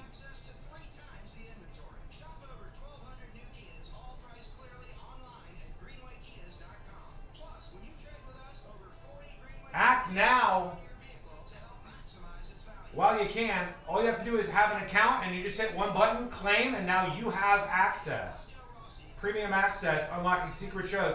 Don't forget, tonight at 8 p.m. Secret shows is tonight at 8 p.m. We're back in 90 seconds with a controversial email and this outbreak causing people to get sick all over the U.S. Update down to 15 now. 15 gifted subscriptions left thanks to Sunstate John and Terrace Pilot.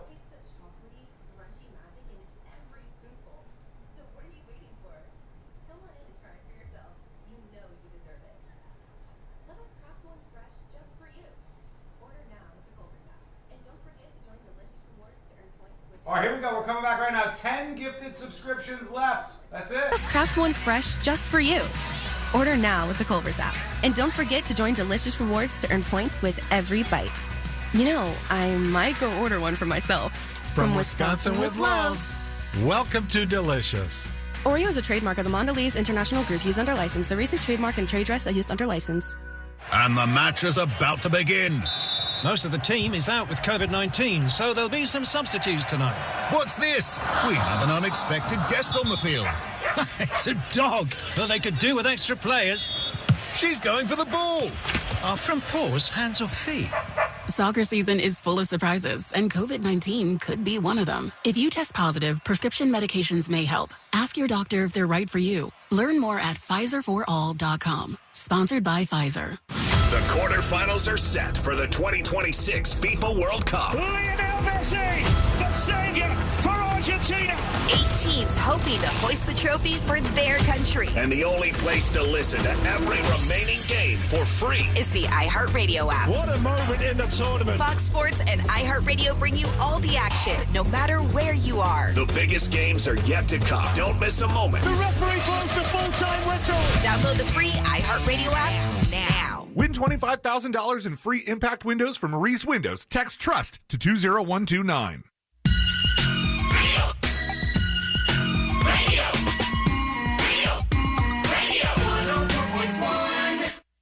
Story time with the best friends you never knew you had.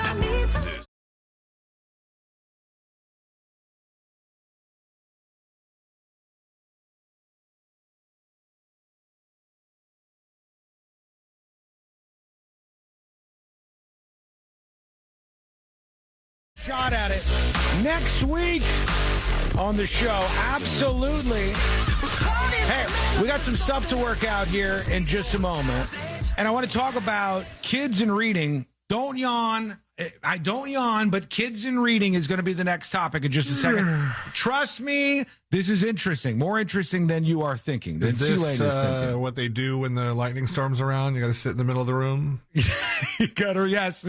That's technically, it's still called reading. Most people do not do it, according to what we're going to get into here. This thought that your house is like some sort of pincushion during a lightning storm and just sit in the middle of it because any direction it could be coming. They want us to be scared of everything, it would seem. Lightning, storms, life, and even parasites. I'll give you a story about that as well that's caused Taco Bell to change their menu. What's happening? Details on the way. Matthew emails the show, tips@thenewsjunkie.com. Parasite Gordita Crunch anymore? Maybe, maybe not. We'll find out. Matthew says, Sean, I completely agree with you, which should be how every email starts. No wonder Sean just brushed aside my joke so fast to get to this email. No, this email is so important. Do you want to go deeper on the joke? We could explore. Fine. Sean, I completely agree. Backrooms was not good at all. I watched it after the success of Obsession, which I thought was great, but I left Backrooms before the end of the movie. I was like, what the heck am I watching? LOL. Keep up the work, fellas, says Matthew. Matthew, hot take on some things here. I think that the movie Obsession, I've talked about this, is a good movie. I enjoyed it. I would have probably given it an 8 out of 10 or so. Like, I thought it was a good movie and it was a fun ride. Although, I do think that Obsession is just a pretty run-of-the-mill good movie. Like, I don't think Obsession is some game changer. It's a good movie. It's a watchable movie. It's a game changer for what it means to the industry. 100% right about that. Yes, I agree on that. But I'm talking about just talking about the movie itself. It is good acting, young actors, a good premise, very well done. Especially the lead actress, fantastic in this movie. Like very, very well done. Like I said, 8 out of 10. However, I think the reason why this stands out so much is because so many other movies have sucked in the last decade. Like, it's not even that jarringly, shockingly good. It's just good. It's just a good movie with good acting and young, fresh talent out there with a good script. But that shouldn't be so rare. Hollywood should take notes here, and they probably are, because so much money has come in from this movie that cost less than $1 million to make. The budget, I think, was $750,000. And this guy was a YouTuber who Courtney had caught on to. She made me watch this YouTube movie he made, which was kind of garbage. But it was the stepping stone that got him this gig. And the real hot take on this is Obsession is good. It's a good movie. Again, 8 out of 10. But it's not like a shocking, unbelievable, you ain't never seen a movie this good kind of movie. It's just good. It's just good. And the competition has been so damn bad. I do think that there was one point where when we were done with it, my wife said, I feel like not a lot happened, but it was really good. Mm-hmm. Like there wasn't a lot to it. No, it's pretty simple. Just a fun ride. But very good. Now, somebody says he's talking about Backrooms, Sean. I know. He said he watched it after the success of Obsession, which is why I was talking about that. Backrooms, he's agreeing with my take, which I think is just kind of where the average person is going to end up. Backrooms is not bad. I would probably say like 6 out of 10 or something is what I would give it. But Backrooms is a movie that sucks you in with a very simple premise of this guy works at a furniture company, like old school furniture company. Every market has one of these where they go, everything must go, and crazy inflatable flailing arm man, and they sell the big chairs and the couches, and it's a place like that. Welcome to my place. We're selling chairs. That's what the premise is. The guy owns a furniture shop, and he discovers this area where he kind of puts his arm through a wall, and he keeps going back further, and he discovers this seemingly endless array of back rooms at the work. Simple premise, and you have an enjoyable time going on this journey with this guy, and there's other people that are brought into it. However, I like movies that make decisions.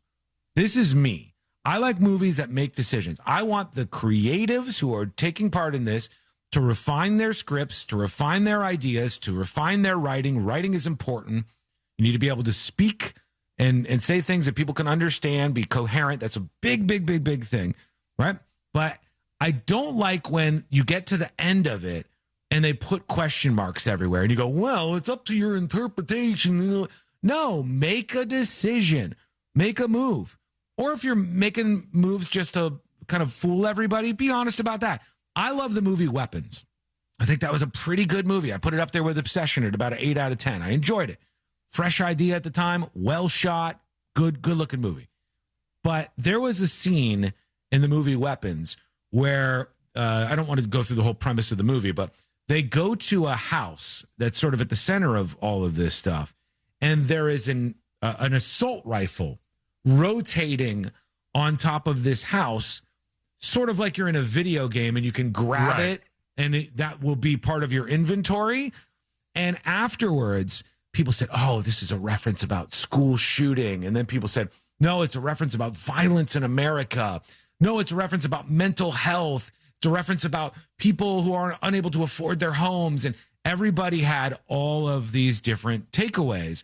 And I thought it was so freaking refreshing that the creator of Weapons was asked, what does the spinning gun mean above the house? And he goes, nothing. We just threw it out there. Yep. We didn't have any point. We just wanted to throw something out there and have people speculate. But safe to say, like, you don't want to have to decide where the movie went. You would like to be told. I do want that. Like that was my big gripe with that war movie. That there was like a couple people that were like, C-Lane, you're out of bounds on this one. You're out of your mind. It was a really good movie, and I was like, it was a fine movie. It was a decent movie until the journey just stopped short. Yeah, and I ended up hating it. That what movie was this again? Which one was it? It wasn't War of the Worlds, because that was Ice Cube in front of the computer the whole time. That was an Amazon commercial, is what it was. That was a bad one. No, it was a different one. It was a Netflix movie, and was Dynamite in the title? I can't remember. It was a recent Netflix movie within the last year. They had this movie that was, about countries nuking each other and the decisions they were going to have to make. And it was pretty popular. It was like number one on Netflix. House of Dynamite, maybe? Yeah, House of Dynamite. That's it. I just found it right as you said that. And no, you didn't. No, that's it. I did. No, that's cool. You didn't find it. I Googled it. Oh, okay. Google I just found it. I told you Dynamite was in the title, Sean. Somebody says Fritz is a big fan of Backrooms. A lot of people are. The movie did very, very well. But I think for me, and maybe this is a difference in how we interpret content and what we like and what we don't like, Fritz might like those kind of movies where you're supposed to wander around in your own interpretation of what you just saw and what it meant and what it was about. In particular, I like a movie that makes a decision. Like Obsession makes a decision. The end is they thought it out. They had lots of different ways to go.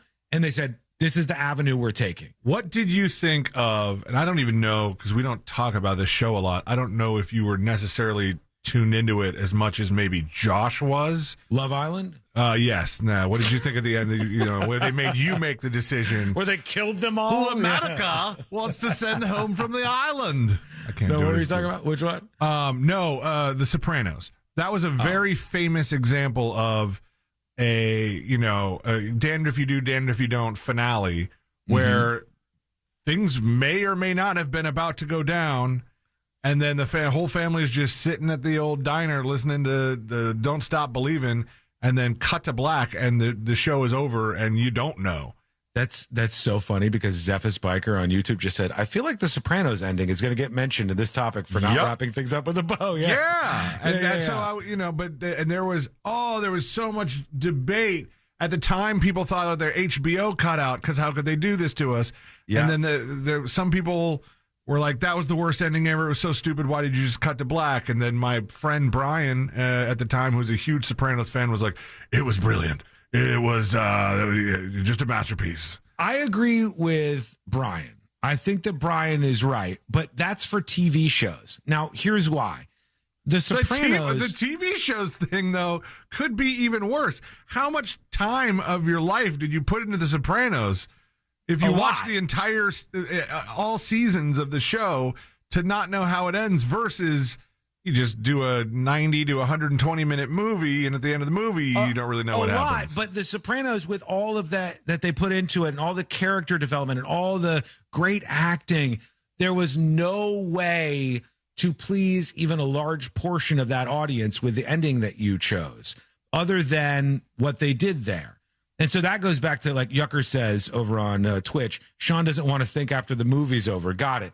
I do, and I love a movie. There's nothing better. Courtney and I will go watch a movie, and then we'll talk about what we thought about it. I do love that, but I think you know as well as I do, there's a difference between that and the creators of the movie not being brave enough to choose an ending and a meaning and leaving that up to interpretation. That is not what I want you to think about it. Get to the end. When you get to the end, make that prompt conversations and go, whoa, wow, okay. And there's a lot of discussion. But what happens so many times is they'll just fade to black, and then they'll say, will you tell us what you thought about it? The only thing I'll give a pass is The Sopranos, because I kind of liked the trolling at the time. It worked really, really well. It was successful. Big thanks, by the way, really quickly, big thanks to Sun State John, coming in hot, baby, keeping us alive with 34 premium subscriptions on the newsjunkie.com, unlocking secret shows you could watch live tonight at 8 p.m. And then Terrace Pilot with 10, as well as Tom with another 10. Thank you all for the big 10. Support. Tom with the 10. Go ahead. That brings us to damn near 100 for the day. So I want all you new folks to be jumping in on the fun with secret shows tonight at 8 p.m. Eastern. Go ahead. We were talking about Obsession just now, and last night Ashley randomly said, hey, you remember in Obsession when that happened? She's like, remember that scene? Remember that crazy scene? Mm-hmm. And I was like, they had to cut that one down to avoid the NC-17. Like, think of the goriest part of Obsession. Oh, yeah. They had, you're like, oh, my God. If you were to count how many times something happened, they had to drop that count because they originally had more in there, but they didn't want the NC-17 rating to tank their sales, so... It was even worse than that? My God. That was a very successful movie, and I like it. That is one of the movies where I had to tell Courtney I was wrong. I do not do this much. I try to be accurate. I try to make sure I'm on point. But I had to tell her I was wrong because she was watching all these stupid TikTok videos. She's got her social feeds fired up. Instagram, Twitter, and after we watch Obsession, Courtney goes, have you seen all these theories about how there's like a cat involvement in this, and then, the cat this and that, and then this moment was supposed to make you think of the cat, and the cat is this and that. And I go, this is poppycock. This is hogwash. This is nonsense. And we watched Obsession again, and I was like, I think they might be right. I think that there was a couple of scenes where I said, maybe it's not bull hockey. Maybe there's something to this. I will tell you what's going on with the story I teased. We got to take a quick break. We'll come back with Jury Duty. Before Jury Duty, Taco Bell has pulled some ingredients off its menu because there is a huge issue that is happening right now in this country. And I want to help you out, so don't miss these details. They're coming up next on the News Junkie. Mistakes aren't bugs. Hello, welcome to the scenes of the show. Zephyr's Biker says, I aspire to have as much disposable income as Kokomo one day. Even just one Secret Show subscription is a great help. Speaking of that, Tom, there's your 10 more on the scoreboard. The excitement of the FIFA World Cup is now streaming live on Fox One, the official English streaming platform to catch every unforgettable moment. Fox One brings the action straight to your screen, so you never miss Big World Cup game today. Who's watching? FIFA World Cup live.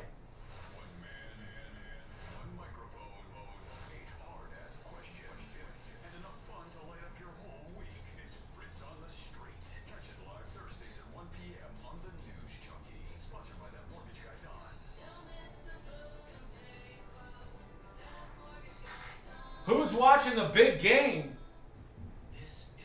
The big soccer game. I know Abe is watching. I thought soccer was over. Well, it's America-less, which it might as well be over. But it's still going on. I don't really talk to any Gen Z people. Why not? I talk to Gen Z people all the time.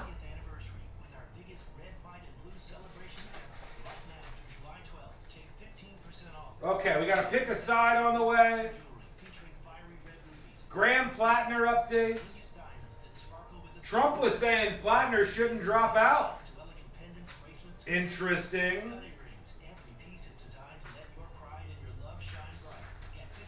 Quick Skull Mike exclusive for you here, folks.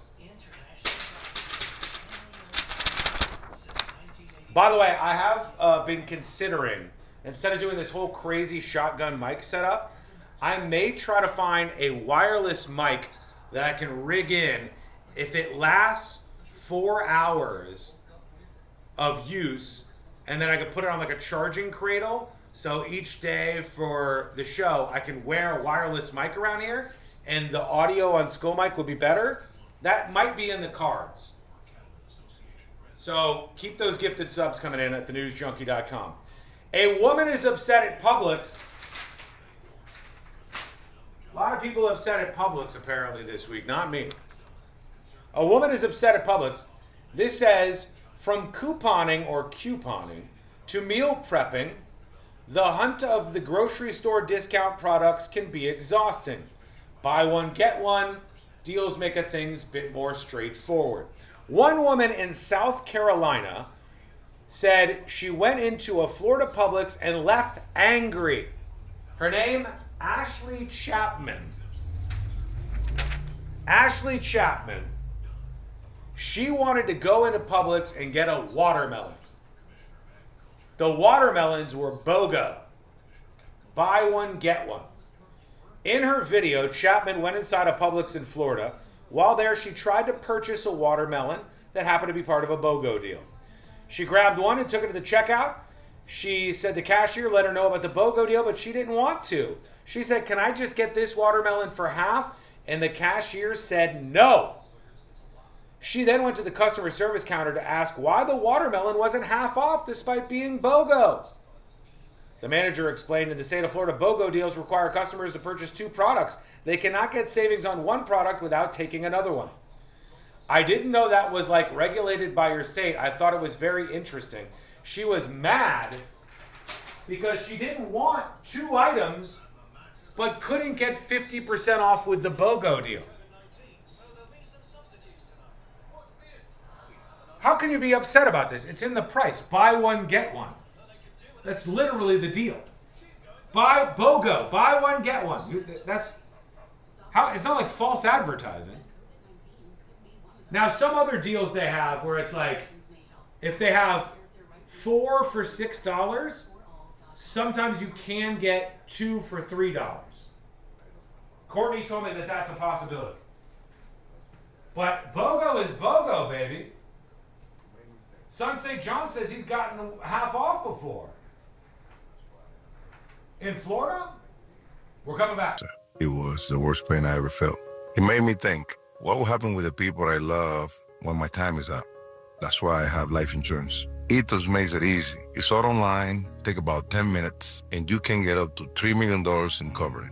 Get your free quote at ethos.com/save. That's ethos.com/save. Paid testimonial. Time spent on application may vary. Online health questions required. Hi, I'm Angie. Did you know a billboard can save a baby's life? It's true. You can make a difference by helping us spread the pro-life message to reach those who are struggling with an unplanned pregnancy. Please make a gift today. Visit prolifeacrossamerica.org. Save every day at Headquarter Hyundai. We've dropped prices on acres of new Hyundais. Visit headquarterhyundai.com. Radio. Radio. 104.1. Send him your tips and your deepest, darkest secrets. Email tips at the new.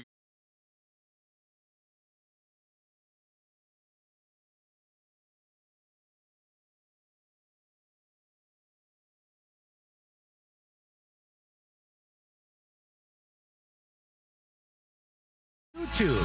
It's youtube.com/the news junkie. By far the biggest platform to watch the show. Actually, not really by far anymore. The craziest thing ever is the ad-free stream is growing like wildfire because imagine that. It's one of the benefits of being a Secret Show subscriber. And so people go, oh, I can watch on thenewsjunkie.com if I'm logged in on the ad-free stream. And I call it the big screen. So you get this huge screen of the video with like a slim chat on the side for TNJ chat. And it's awesome. And it also has like an audio only feed if you want to do it that way. So people have gone to that in droves. And it's actually bigger and bigger and bigger. I think there are, I don't know, sometimes there's like half as many people on there as there are on YouTube. Twitch is the small one. That's like the little tiny also ran platform. But we love you all. We love you all. We appreciate you no matter where you watch the show or listen to the show for that matter. We have to do it, so let's get into it. I don't want to say like I don't want to do it. I mean, I do. I do. Let's do jury duty. Court is now in session, so put your phone down and pay attention before we call the bailiff over to whip your ass. You're now on jury duty with the News Junkie. Jury duty brought to you by the one, the only Mo DeWitt of the DeWitt Law Firm. Injured on the go? Just call Mo. 800-CALL-MO, 800-CALL-MO, or go to justcallmo.com. Somebody says the image quality is better on the News Junkie app, too. Stop. I want people to watch on YouTube, all right? What are you doing to us over there? But, yeah, it is. It's probably better. This is not really a lawsuit yet, but it might be at some point in time. Taco Bell has pulled ingredients off their menu because there is this surge in cases from this parasite. In Michigan alone, over 1,000 people have already been diagnosed. Ooh. They think thousands and thousands more probably have it, but just don't really know what's going on. Taco Bell is pulling ingredients off the menu as an explosive diarrhea parasite causes cases to surge in various states. Locations, including some in Detroit, have posted signs telling customers they will not serve related products like lettuce, cilantro onion, pico de gallo, and guacamole due to a nationwide recall. Why?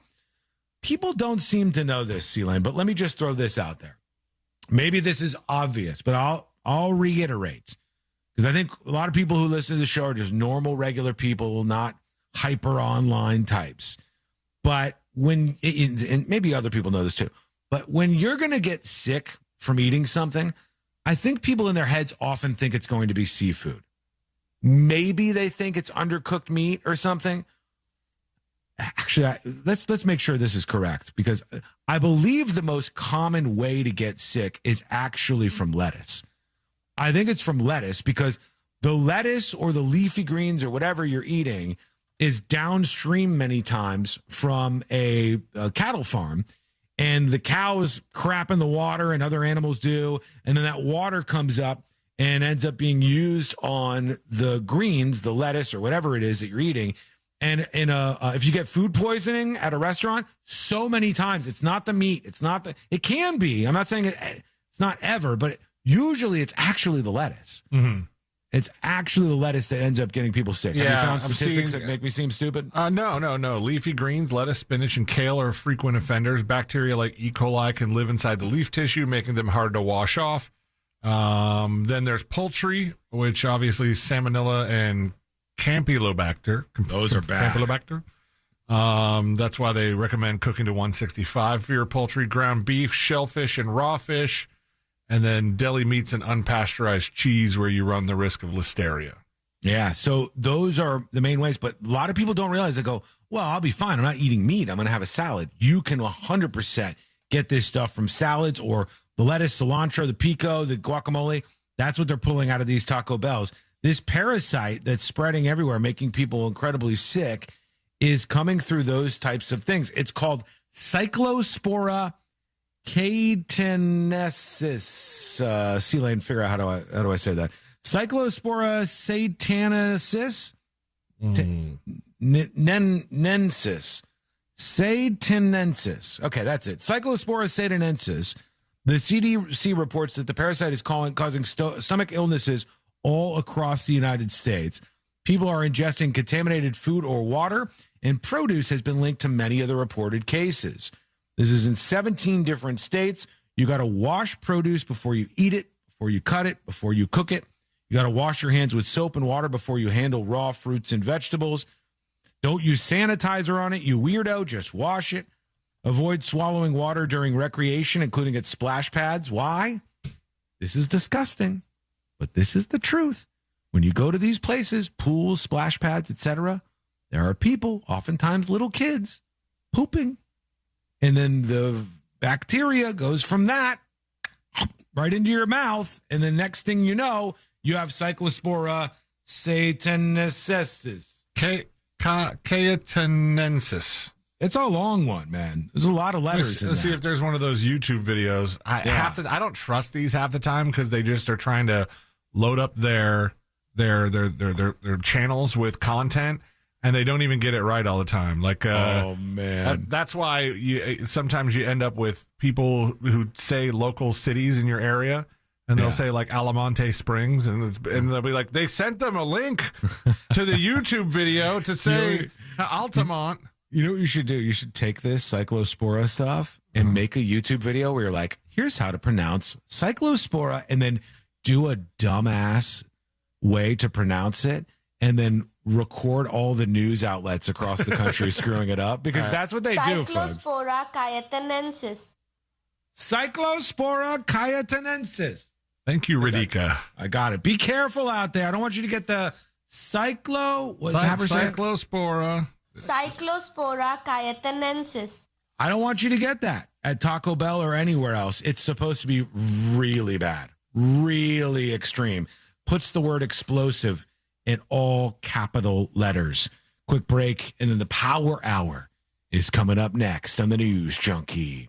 Download the all-new iHeartRadio app. Make Real Radio 104.1 number one on your presets, and you could win free stuff at upcoming events. From the Clausman Law Traffic Center, car crash, call Clausman Law. ClausmanLaw.com. Looks like there's some... Hello, welcome to the show. Well, behind the scenes. Stand by. I got to get something ready for Today I Learned. Anybody got diarrhea? Sorry we're late. Bob had diarrhea. This report is sponsored by Wawa Hoagie Fest. Hoagie Fest is back at Wawa, and this year it's a meal deal. Grab any shorty hoagie, any Hearst chips, and Bro, drink for just $6. Stop. Make it a classic for $8. Gotta have a Wawa. This beautiful Real Radio is brought to you by JustCallMo.com. If you're on the go, JustCallMo.com. For more information about contests on this station, go to realradio.fm/rules. Mills Air in business since 1992. That's over 30 years here in Central Florida. They're not going anywhere. Carrier Factory Authorized Dealer. You can always turn to the experts in Carrier. Equipment change-outs and upgrades right now with up to $1,275 in rebates. Visit millsair.com. Tired of taking allergy pills every day to treat your allergies?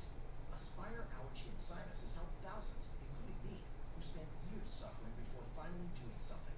Like Erin, whose migraines were alleviated almost immediately after her sinus surgery with Aspire. Or Julie, who didn't... When I look at chat, there better be no Taco Bell diarrhea jokes. ...much better after All right? Fixing your allergies is easier than you think it is. Go to AspireAllergy.com to set your appointment today. That's AspireAllergy.com. This is Greg Trzynski of the Original Mattress Factory. Reserve your bedroom for sleep only. No TV, work, or scrolling. This trains your brain to associate your bedroom with rest. For more sleep tips, visit OriginalMattress.com. In this edition of the Marketers Report, Ron Colinaros, Vice President of Marketing for Omnicom, weighs in on today's splintered media landscape. The way consumers think and shop and interact with brands is more complex than ever. Brands that can figure out how to move people and how to connect will be the brands that win. As the #1 audio company, iHeartMedia connects marketers to the audiences, live events, and trusted influencers you need to grow. If you're a marketer, go to iHeartAdvertising.com. Dining out? Yikes.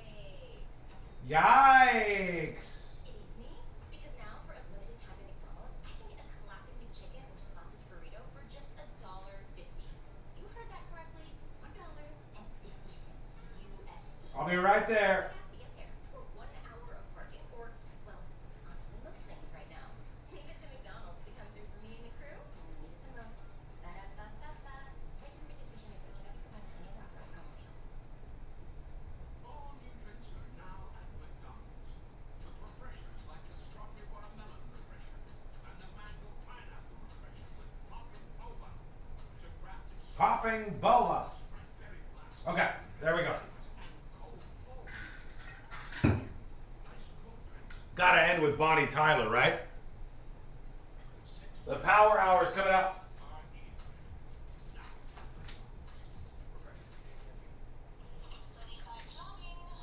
How many of you saw Graham Plattner's video announcing he was dropping out of the Senate race in Maine? How many people saw it? Rate Graham Plattner's dropout video. Here's what I think when I see these kind of videos. Here's what I think. I think when I see Graham Plattner make a video saying he's suspending his campaign, it infuriates me.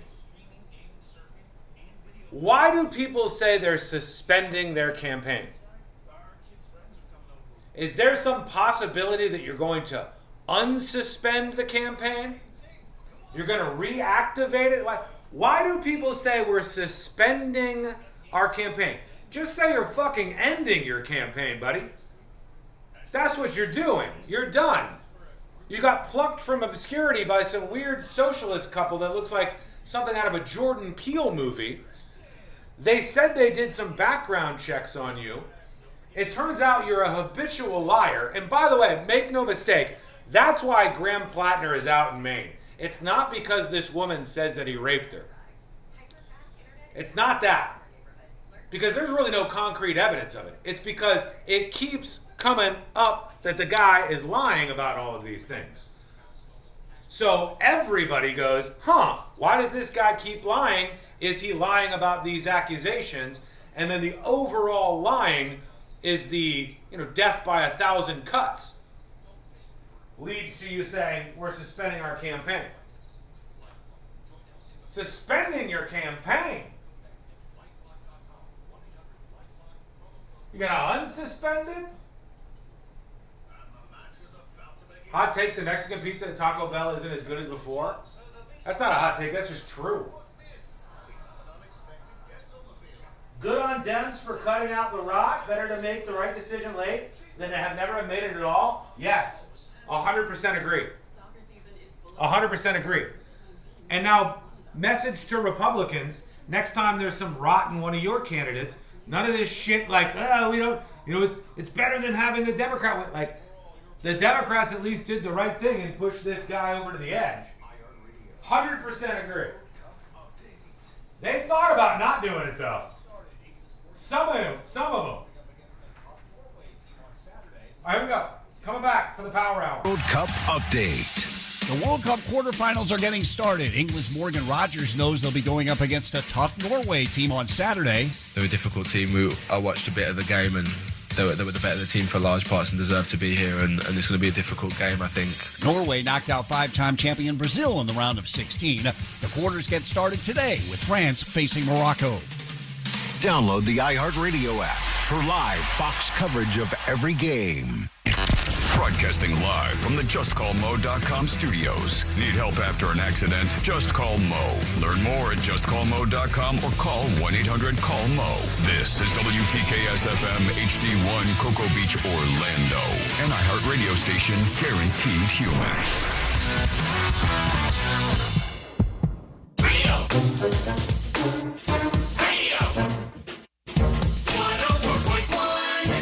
Occupying the space between high society and prison tattoos. This is the News Junkie.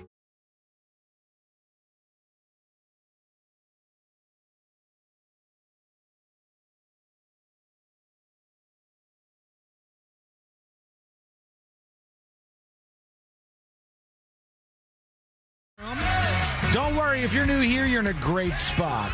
Forget the same 3 songs over and over. Hang out with us as we talk about all things happening and making people talk and chatter here on planet Earth. Learn more about the show over on the website, thenewsjunkie.com. I have to work this in because I teased that I would, and I just want to in general. There's a story out there that makes me question a lot of things. The first thing I have to do is start with a question for you, though. Do you still read? Are you still reading things? And when I say that, I don't just mean books. Like, Sealand doesn't read books. I've never known Sealand to read a book in my life. But he does read stuff. I think that Before I Met You was the last book I actually read on purpose. Yeah, like I always says, on purpose. Like, sometimes you fall and stumble, and then next thing you know, a novel Tripped is in and your fell hands. into this book. Yeah, I think that it's important to say I open reading up to more than just books. Sometimes you might want to learn about a topic, and then you go deep and you read things, you read articles online. I think that's reading too. I think that's key. I think that's important. It doesn't just have to be books. It doesn't have to be fiction or nonfiction. It could just be you being a curious human being, reading Wikipedia pages for all I care. But there's a story in The Atlantic right now about how young people aren't reading at all. Like, they're just not reading. Let me see if I can bring this up. The Atlantic has a story, and they put it right there in the title. It says, "The end of reading is here." So not really mincing reading, anymore. you're dead now. Optimists once believed that universal literacy was inevitable. Like, everyone would be able to read. All the young people, the old people, the poor people, the rich people. If you're wondering why I'm saying poor people and rich people, well, that used to be the Great Divide. Because only the rich people had the books. Only the rich people had the information. It was hard to get books back in the day. It was hard until recent history, maybe mid-1900s. It was hard to actually get your hands on this stuff, and it took some actual effort. But the end of reading is here is the name of the article. And I've got a couple of particular things that are going viral in this. Here's one of the paragraphs that stands out. Reading has come to seem extraneous, even to some of the best educated members of society. Margaret Rennicks, Harvard's Assistant Director for Humanities and Social Sciences Support, told me she'd spoken with a student who is struggling to read a book written in Old English. Now, all right, Old English is a thing. We're talking about Harvard here. Now, we are talking about humanities and social sciences, which, no offense if your degree is in that, but that's where the dummies come from. All right, there's a difference between being a Harvard engineer or a Harvard grad in some other field, any science-based field or tech-based field or STEM-based field, and a Harvard grad, and I'm sorry, the humanities and social sciences, because that is definitely where the dummies tend to populate. I hate if that hits you, but it just is true. So she said, this woman who's the assistant director in Harvard for humanities and social sciences, she'd spoken to a student who was struggling to read a book in Old English. The culprit, Anthony Burgess's 1962 novel, A Clockwork Orange. The student used ChatGPT to translate the book into an easier language. Not long ago, a Harvard sociology professor, troubled by course evaluations in which students said they resented the amount of dense reading they were assigned, asked Rennicks to speak to his class in defense of reading. She had to explain to students at America's most elite university, taking a course in discipline rooted in written observation, argumentation, and analysis, that excerpts and summaries cannot capture the depth and sophistication of a complete primary text. She's saying Cliff Notes don't cut it. The Cliff's Notes are great for some things, but it doesn't cut it, all right? Telling ChatGPT to read the whole thing and then tell you what it thought, it's not going to work. Let me tell you this from a little bit of experience. Short story here. I won't blab too long. Every day after Me the and show, my family were at Lookout Mountain. I'm not doing that again. After the show, every day, I post the podcast. You can subscribe over at thenewsjunkie.com. It's free. And when I post the podcast, I have built some software that allows me to hit transcribe. When the podcast goes live and I hit transcribe, it swallows every bit of the words that we have said on the podcast that day, and it spits them out in text form.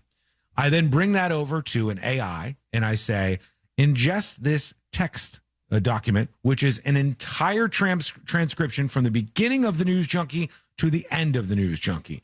I said, tell me the best opportunities for longer form videos and short form videos that exist in today's show transcript. And then I noticed after a while, I said, why is it never recommending that I take a clip or a highlight from the News Junkie that day from the end of the show? Does the end of the show suck? Are C-Lane and I so burned out by the power hour that we don't know what to talk about anymore? We're not making hits in the final hour of the show? It's hard to be burned out when you haven't started it yet. I will start it in a second. Let me finish this first. And so I said, hey, are you not reading the entire transcript? And it said, no, actually, when you give me an entire text-based file, I read the first third and I make all of my judgments off of that. You have to explicitly tell me to read the entirety of the document. Otherwise, I only read the first third and then I tell you what I think. That's what AI is doing when you tell it to read all this stuff and then tell you what you missed from your lesson in class. And that's what they're talking about. So she had to explain to people that excerpts and summaries don't capture the depth and sophistication of a primary text. Renix told me that some that's why it's a students... summary. Some students now view reading as an unnecessarily burdensome way of acquiring knowledge. By asking them to read, she said, this is a woman at Harvard, professors are arbitrarily withholding information from students by forcing them to get it through a more difficult medium. They don't want to read. They think it's burdensome. They say, why don't you just tell us about this? Why don't you just be honest with us here? And I've got more on this that I want to share with you. But first, let's do the Power Hour. They said it couldn't be done. Then they said, oh my God, me too, sister. Absolutely. Go off, Queen. It's time for the Power Hour on the News Junkie. I knew that was going to come back to haunt me. I knew that was the case. Yeah. I lied about something. I have read books recently. Yeah? I read plenty of books. What books? What were you reading? Let's see. There's Grumpy Monkey. There's PJ Funny Bunny. Are You My Mother? Jackson? Yeah. You're reading Jackson, a book called Are You My Mother? Yeah. That was a classic book. Are You My Mother? My parents read that to me.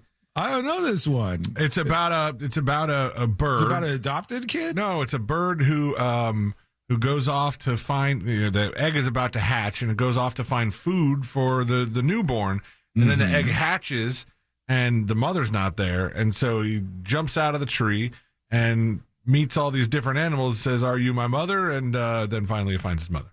Yeah, that's adorable, and I would kind of count that as reading, but I think the problem persists that we're talking about here. Here's another example of this. University professors are saying they're now unable to teach history because reading long books and passages is how a person learns history. Their students are simply incapable of reading more than a few pages. This is on a college level. The professors and stuff are saying, like, the kids are incapable of reading more than a few pages. Did we do away with required reading? I mean, that was just always part of the school experience. I would think that would be a requirement still, but maybe not. There's an assumption among the people managing this decline that the reading is just a way of receiving information. It isn't. Proper reading is how we build the mental muscle to synthesize ideas and evaluate them. The young people are like, why will we read? We can use technology to sort of force feed this into our system. We need to cut to the chase. Why are we wasting our time reading? And the experts are saying, no, you literally have to read to learn this Well, stuff. what happens when the AI answer is too long for them to read? Then you have to tell them to dumb it down even summarize more? that. Yeah. Explain it like I'm 5.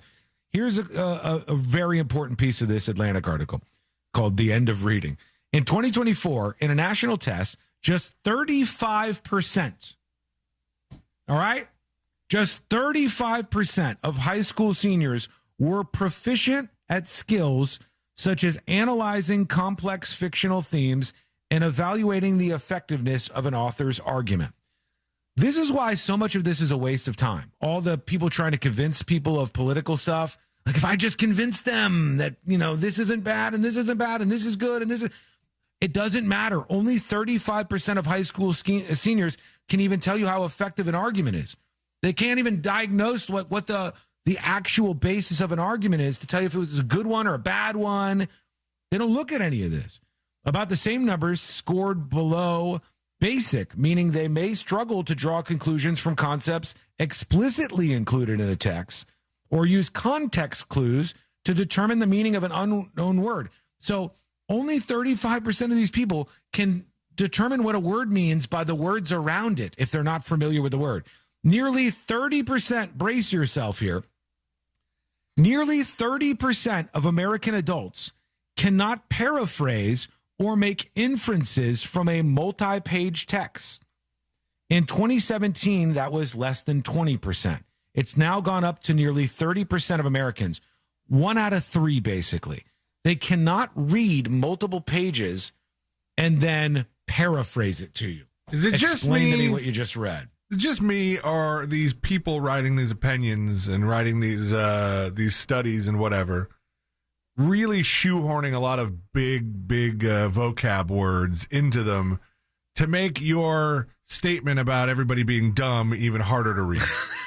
Yes, but you're losing are you me telling with me? Are you telling me you can't read something, and if there's a word in there you don't understand, you can look at the text around it and guess what the word probably means, right? I understand context clues, yeah. Yeah, see, but they can't. A third of them can't. The final thing I want to share with you on this topic, and then we'll take your thoughts. There is a professor who decided to do something very unique and smart. His name is Professor Serrano. Professor Serrano had all of his students take home the final exam. And everybody, all 77 students, all 77 students in his Econ 1170 midterm class, or his Econ 1170 class, all 77 students were able to bring the test home and take it. And all of them scored between 90 and 100%, almost all of them. There were only a few outliers who scored below. There was some person who got a 70, right? But almost everybody got in the 90s, you see. Then when they got back to class, he said, I'm glad you guys did so well. Now we're going to do the same test right now in class without the help of any kind of AI that you might use.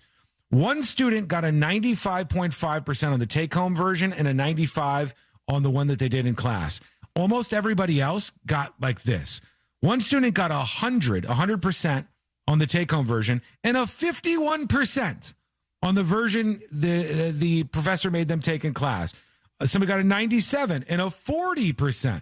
There were people who got 100 and then took the test in the class. Okay, they just didn't take the test. And got a 0. They didn't take the test. Got a 0. Or at the very least, somebody who got 100 at home and a 16% on the version that they had them do in class. Let me know what you think. Is reading dead? What's happening here? Is this a bigger problem? Let us know. Send a dispatch over at thenewsjunkie.com right now. We'll see if AI even recognized this segment or if it was just too boring. If I don't care, I'm not reading. It's like reading on the radio. That's a great idea, Sean. You should do a long-form video on reading. What is this, reading Rainbow on the radio, Sean? Whatever your criticism is. It's a problem. It's a problem for sure. Very quickly, there was a change today for many of you in one of our markets, particularly those of you who are hanging out with us in West Palm Beach right now. As of 5:01 a.m. this morning, the Palm Beach International Airport in Palm Beach County, Florida, has officially been renamed to President Donald J. Trump International Airport, with the FAA dropping this out there and they officially did the name change. And they warned that there might be delays because of this. But they even changed the airport code? That's odd. Yeah, that seems like a pain in the ass, too, by the way. Huge pain in the ass. This is this one of the flights coming in? 5:01 a.m., Palm Beach International Airport was officially renamed. Is this the moment? Attention all aircraft, effective immediately. Palm Beach International Airport is officially President Donald J. Trump International Airport. President Donald J. Trump International Airport. ATIS Information Hotel, now current. Trump altimeter 3009. That's how it came across. Official. 47 Alpha Foxtrot. Understand. The pilot goes, oh, now it's official. Now it's official. They were en route to the airport while the name change took place. Like, hey, oh, by the way, just so you know, now this is a different airport. So those of you in West Palm got to deal with the name change. I'll tell you what would be an interesting way of approaching this. But I feel like because it's Trump, if there were any videos of this, it might be a little annoying or divisive, but it does happen. It would be funny if they made an announcement. They're like, attention passengers. At this point, it's our duty to inform you that we're no longer flying to Palm Beach International Airport. Ladies and gentlemen, we will not be landing at Palm Beach International Airport. I apologize. Like what? Gasp! We're instead going to be landing at President Donald J. Trump International Airport. If it were any other name change, it might be an interesting video, but I feel like this one, you're going to get some mixed review. Yeah. Just fights all the way around. Let us know what you think. Send a dispatch over on thenewsjunkie.com right now. Quick break. We're back with a pick a side. I've got one for you here. I'm interested to see what you think about this, because that is coming up next on the News Junkie. Real Radio is on Facebook at Real Radio 1041. Sponsored by the law offices of Anajar and Levine Accident Attorneys. Call the law offices of Anajar and Levine at 1-800-747-FREE. That's 1-800-747-3733. Construction closed the lane northbound on Semorin between 408 and Colonial by the airport, so expect some slowdowns in that area. There's a crash on Oak Ridge Road near John Young Parkway. A crash off to the shoulder on I-4 eastbound near State Road 429. Other than that, you won't be running into too much trouble on your ride this afternoon. But if you do see traffic troubles, call the Valvoline Instant Oil Change Traffic Tip Line at 866-676-8477. From the Traffic Center, I'm James Birmingham. This report is sponsored by Blindster.com. Hi, I'm Kyle at Blindster.com. Tired of overpriced blinds? Blindster makes custom blinds simple and affordable. You measure at home, install yourself, and save big. No retail store markups, just custom blinds guaranteed to fit. Blindster.com. Folks, let me tell you about a great American company, a company that does things the right way, a company called Mills Air. They are going to help you out with what?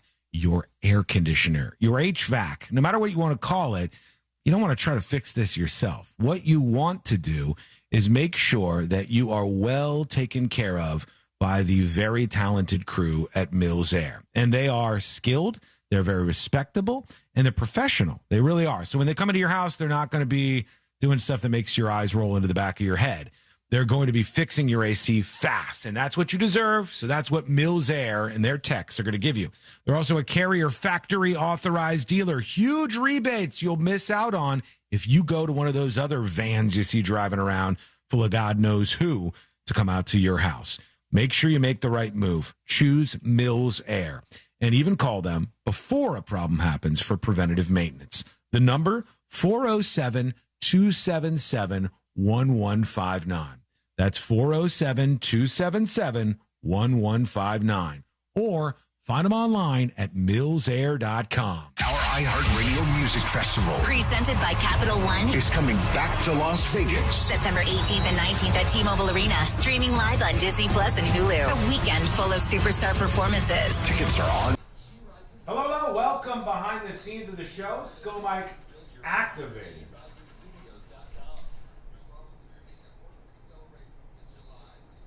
Let me see here. 1 second.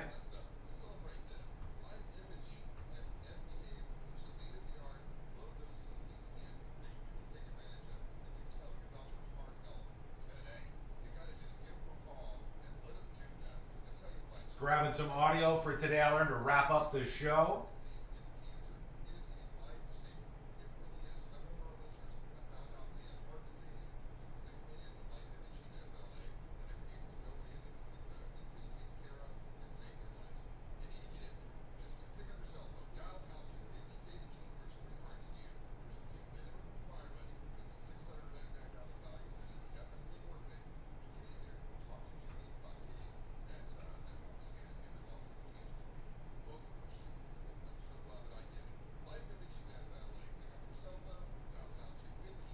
How we doing, TNJ chat? YouTube, Twitch. It takes one phone call to take back control of your life. Anajar Levine will fight to get you the compensation you deserve. Call me, Mark Anajar, for a free consultation. 1-800-747-FREE. That's 1-800-747-3733. Enough is the lingo. Biggest sporting event in the world and a superior light beer to match it. Michelob Ultra. Michelob Ultra, official beer sponsor of the FIFA World Cup 26. Enjoy responsibly. Never 26 and Michelob Ultra.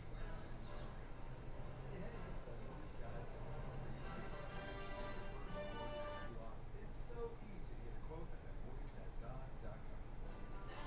Okay, there we go.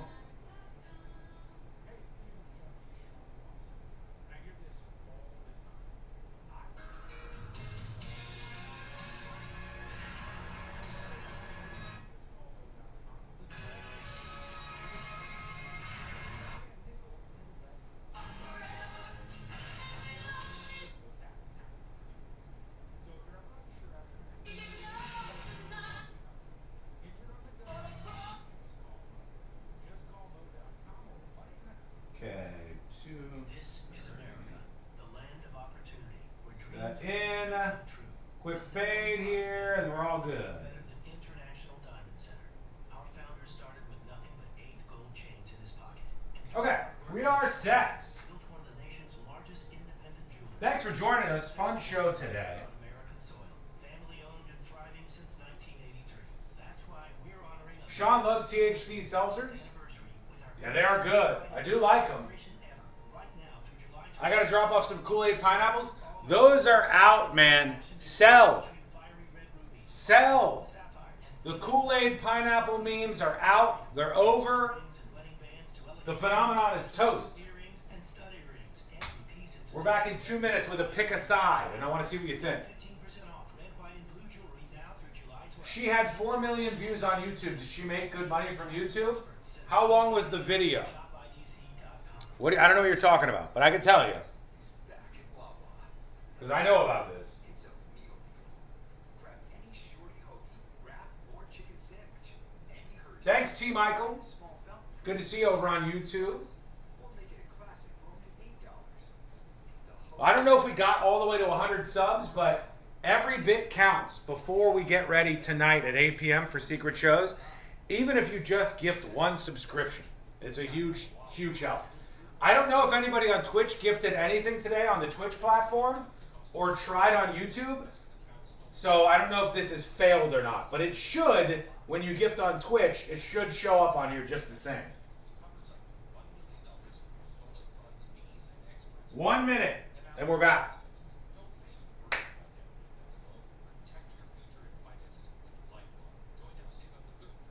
All right, here we go. Stand by, everybody. Pick a side.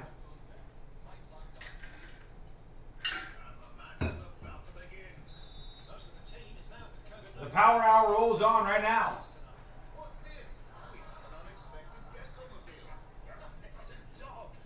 Again. Most of the team is out with COVID-19, so there'll be some substitutes tonight. What's this? We have an unexpected guest on the field. It's a dog. Well, they could do with extra players. She's going for the ball. Are from paws, hands, or feet? Soccer season is full of surprises, and COVID-19 could be one of them. If you test positive, prescription medications may help. Ask your doctor if they're right for you. Learn more at PfizerForAll.com. Sponsored by Pfizer. The games more intense. The goals more meaningful. Tillman! This is what 2026 FIFA World Cup is all about. iHeartRadio and Fox Sports are bringing you every match of FIFA World Cup 2026 live. Magnificent Merino for Spain. Hear the quarterfinals, semifinals, and final for free wherever you are. Download the free iHeartRadio app and search World Cup. Just phenomenal. The world is listening. Are you? Go to markspain.com to get a guaranteed offer on your home today and start packing. Radio 104.1. Filling you in on the shocking details. Just try not to pass out. This is the new.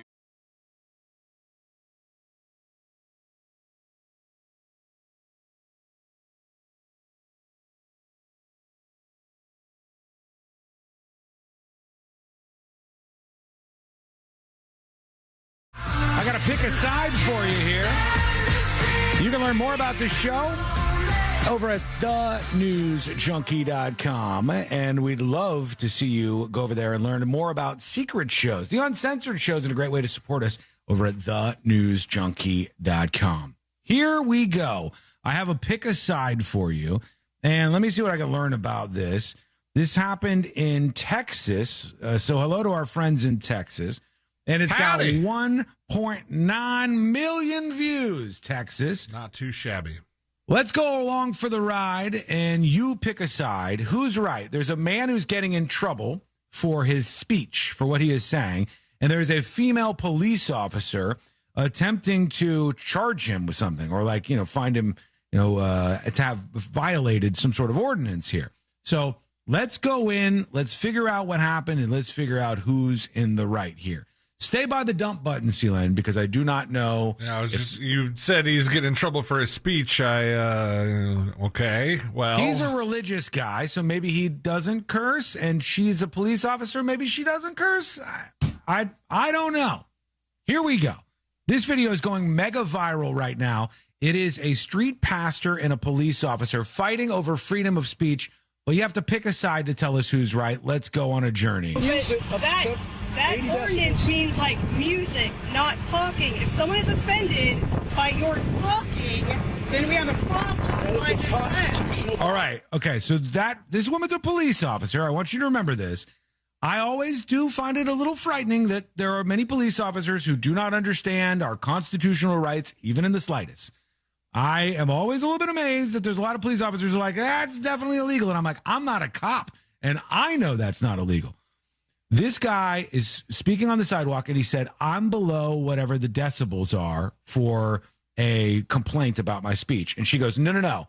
If somebody's offended by your speech, then you have lost out, and you can't do this, and you've broken the law, basically. I'll start from the beginning. That ordinance means music, not talking. If someone is offended by your talking, then we have a problem.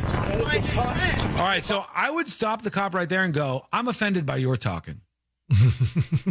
How do we proceed? How do you suggest it's a bold we move, proceed? Cotton. Yeah. Somebody says freedom of speech on a traditional public forum. She is dead wrong. Arnott says the police are wrong. This guy seems so far to be in the right, but let's see. So you shut us down. No, if they are offended by your speech, okay, then I'll write you the ticket, and then we'll go from there. Wait, you're going to take us for offensive speech? Yes, absolutely. Are you serious? Speech. You're going to cite us for offensive speech. It's called disorderly conduct. No. Accompanied by conduct. So she just said it's called disorderly conduct. This is a police officer in Texas, in the great state of Texas, in United States of America based police officer is saying that, well, if your speech is offending somebody, then it's not free speech. You're not allowed to do that. I probably disagree with what this guy is saying. But you know the old phrase that you defend to the death their right to say it? Right. Some of you have really lost out on that one. I just didn't know that the police officers were among those who have. You said he's a preacher, right? Yeah, street preacher. What?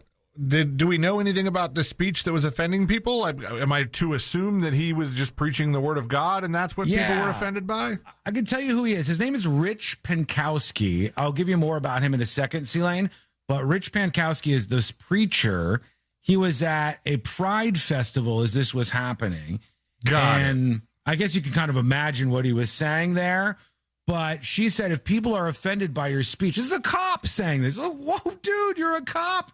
She should be fired immediately. Immediately. How can we have law enforcement who has such a dopey view on speech, which is such an important freedom of ours? This lady is crazy. Speech? Yes, absolutely. Are you serious? Speech. You're going to cite us for offensive Yes, it's called speech. disorderly conduct. That's, Oh, no. Disorderly conduct has to be accompanied by conduct. This is the conduct I'm that a you're retired doing. police officer myself. For who? 26 years, federal law enforcement. So it's federal. So this has nothing to do with local. Yes, it's federal. It's nothing to do with local. Here in the great state of Texas, if you're offended by what somebody's saying, you can stop them and get them arrested. I would just throw the logic at this dumb bitch. Hey, what if I'm offended by what you're saying right now? What if that person's offended by what I'm saying to you? And then around and around, everybody just has to shut up or we all go to jail because somebody's offended by what we're saying? Bro, there could be hateful things and bad things and good things and all of these things out there. But this is just dumb. Are they in California? No, they're in Texas, somebody said. This is why First Amendment auditors have a place. They tend to be annoying, but maybe there's a reason. As hell. Maybe there's a reason when the cops don't know the law. It has nothing to do with local. Well, do whatever you think that you can do. Whatever, it says 80 whatever we decibels. think. Wow. It says 80 decibels. Since y'all know the law so well, I'm not going to let y'all do So whatever I you just do. want to clarify. If anything is said that's offensive, you're going to write the ticket? If someone complains that your language or what you're saying is offensive, Okay, so they cut her off at the end there. I don't know where that went. But if somebody complains that your language is offensive or what you're saying is offensive, then we'll write you up. We'll give you've broken the law, basically. Like, that's pretty dumb, man. You shouldn't be a cop. If you think that, like, I don't know how you got through the whole system. I don't know how you got a badge. But let me bring up the background on this here because I want to know more about this preacher. What was he saying? I mean, to me, I don't care if it's radical Islamists out there. I don't care if it's, I don't know, people I disagree with just about whatever. If it's people who are completely opposed to me, like I believe in freedom of speech. If it's anti-freedom of speech people, and they're out there like, you shouldn't have a First Amendment, down with the First Amendment, I would still go, hey, they're in a public space. They have the right to say that stuff. Somebody says, see you in court. Fair enough, see you in court. But should it be that way? Because why should it be see you in court when a cop is the person who doesn't understand the law?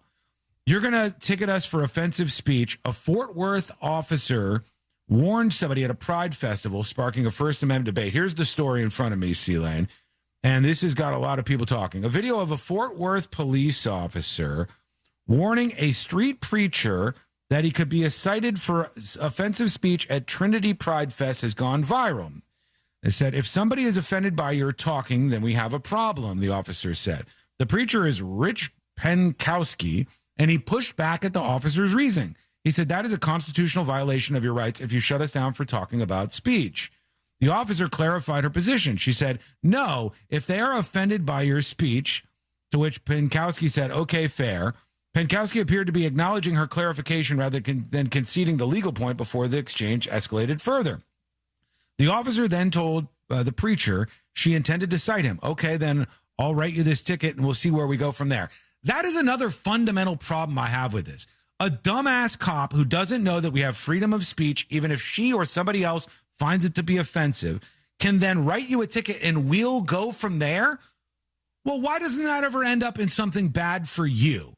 I'll write you a ticket. I'm so unbelievably ignorant of the law. I'll write you a ticket and we'll go from there. Okay, let's bet.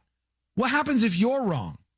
What happens if you're wrong as a police officer? You should lose your badge immediately, right? If you want to say you're going to upend my life, cause me issues, make me go to court, you should lose your job immediately. This guy thankfully knew a little bit more about the law than the officer did, but tell us what you think. Pick a side. Who is in the right here? Seems like kind of a slam dunk to me. Let us know your thoughts and send your final dispatches in right now over on thenewsjunkie.com. Is there something that I'm missing here? It just seems so blatantly obvious. It says one in of the response- easiest pick-a-sides you've had in a while. Yeah, I think so. In response to the incident, the department said it would provide officers and trainees with refresher training on First Amendment protections. So, like, oh, I'm sorry that lady's a little bit dumb. We're going to give them some training to see if we can figure out what happened here. Maybe we can put this on the Mo list, but I mean, if he did take that ticket to court, can't you seek the compensation for whatever lawyer you paid to do this, or whatever time it took out of you? Maybe. I just think if you end up suing, because people are saying sue, it's just such a lot of work, and cops are so protected by this stuff. Cops are so protected with qualified immunity and other things that I firmly believe there should be a system. And if a cop charges you with something and they were so unbelievably wrong about the law that they are serving and protecting, allegedly, right? The law that they are sworn to protect. If they were so unbelievably wrong about it, there should be like a 3 strikes thing. Like, you get this wrong, you get 2 more wrong, and then just give us your badge. You're out of here. You don't know the law. You get 2 strikes, you better start reading the law. Put points on their badge like they put points on our license. True. Yeah, I'd be fine with that too. Let us know what you think on the way out. We're going to do our final dispatcher stories that didn't make the cut. And today I learned to wrap everything up for a Thursday. I said that fast. Today I learned to wrap everything up for a Thursday. That's coming up next on the News Junkie. Real Music Weekends, a classic alternative. Hello, welcome behind the scenes. Welcome. Hope you're doing all right. We've got a heat advisory in effect today from 11 a.m. until 8 p.m.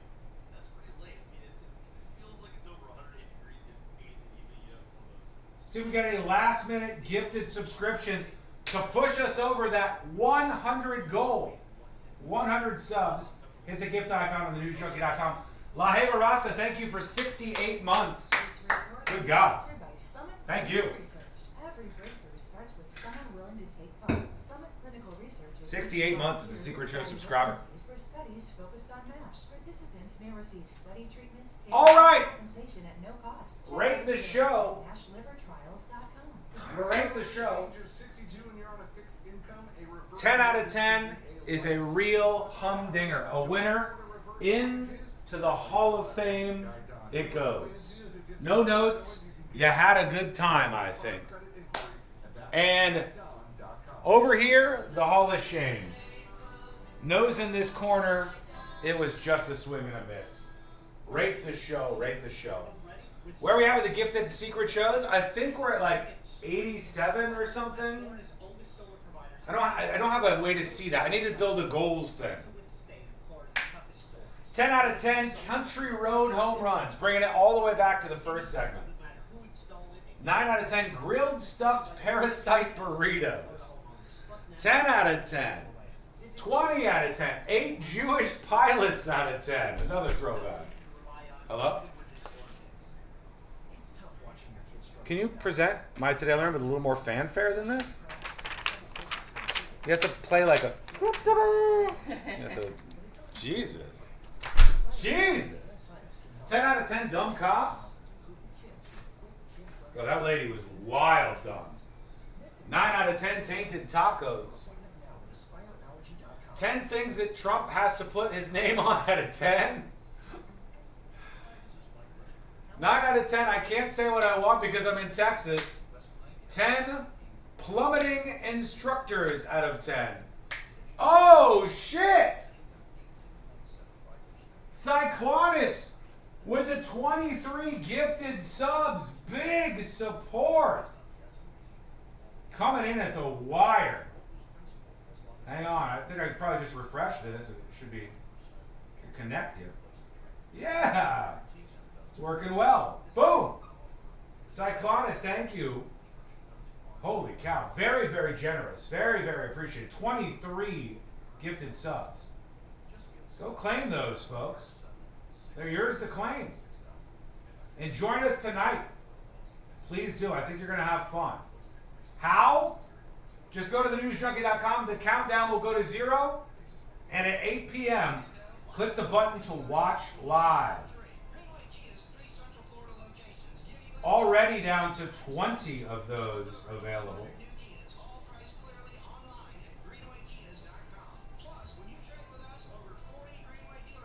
Woot, Cyclonus. Yes, indeed. Thank you, Cyclonus.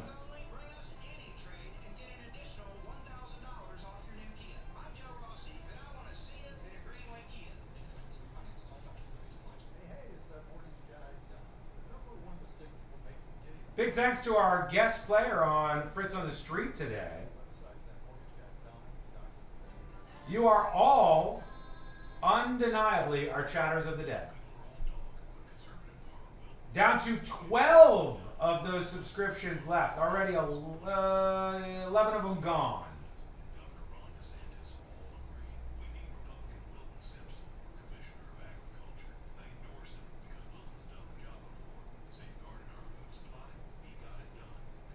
I don't know if we have enough time for all this stuff we got to do on the way out. We got 5 minutes. Strangely enough, there are 5 gifted subscriptions left, too.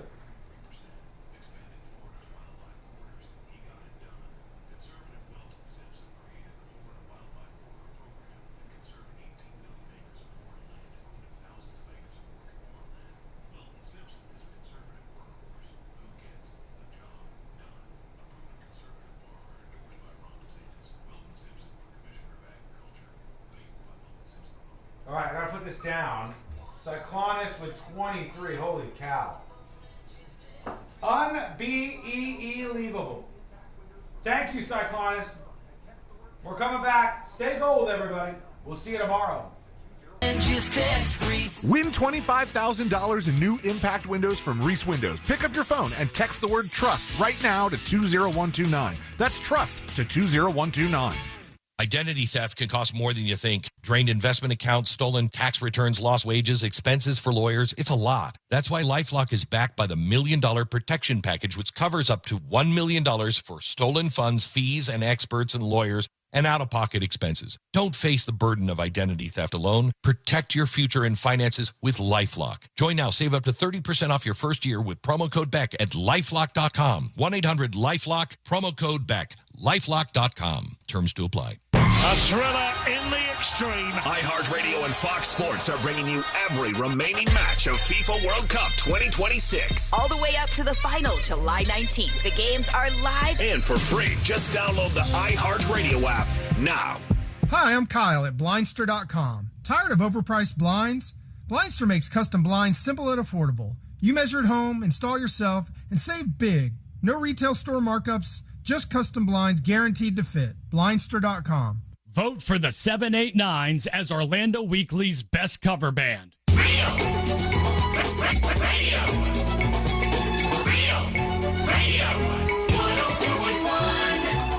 Dispensing unsolicited advice on a wide range of pointless topics.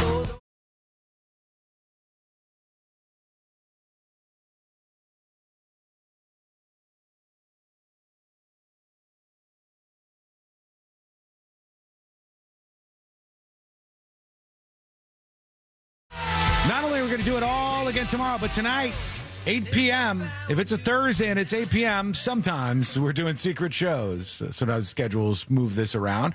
Thursday, 8 p.m. secret show. It's a normal time this week, and those of you who are new subscribers can jump on board and hear the uncensored shows. If you don't know what it is, it's a non-political, funny, fully uncensored show that we do each week.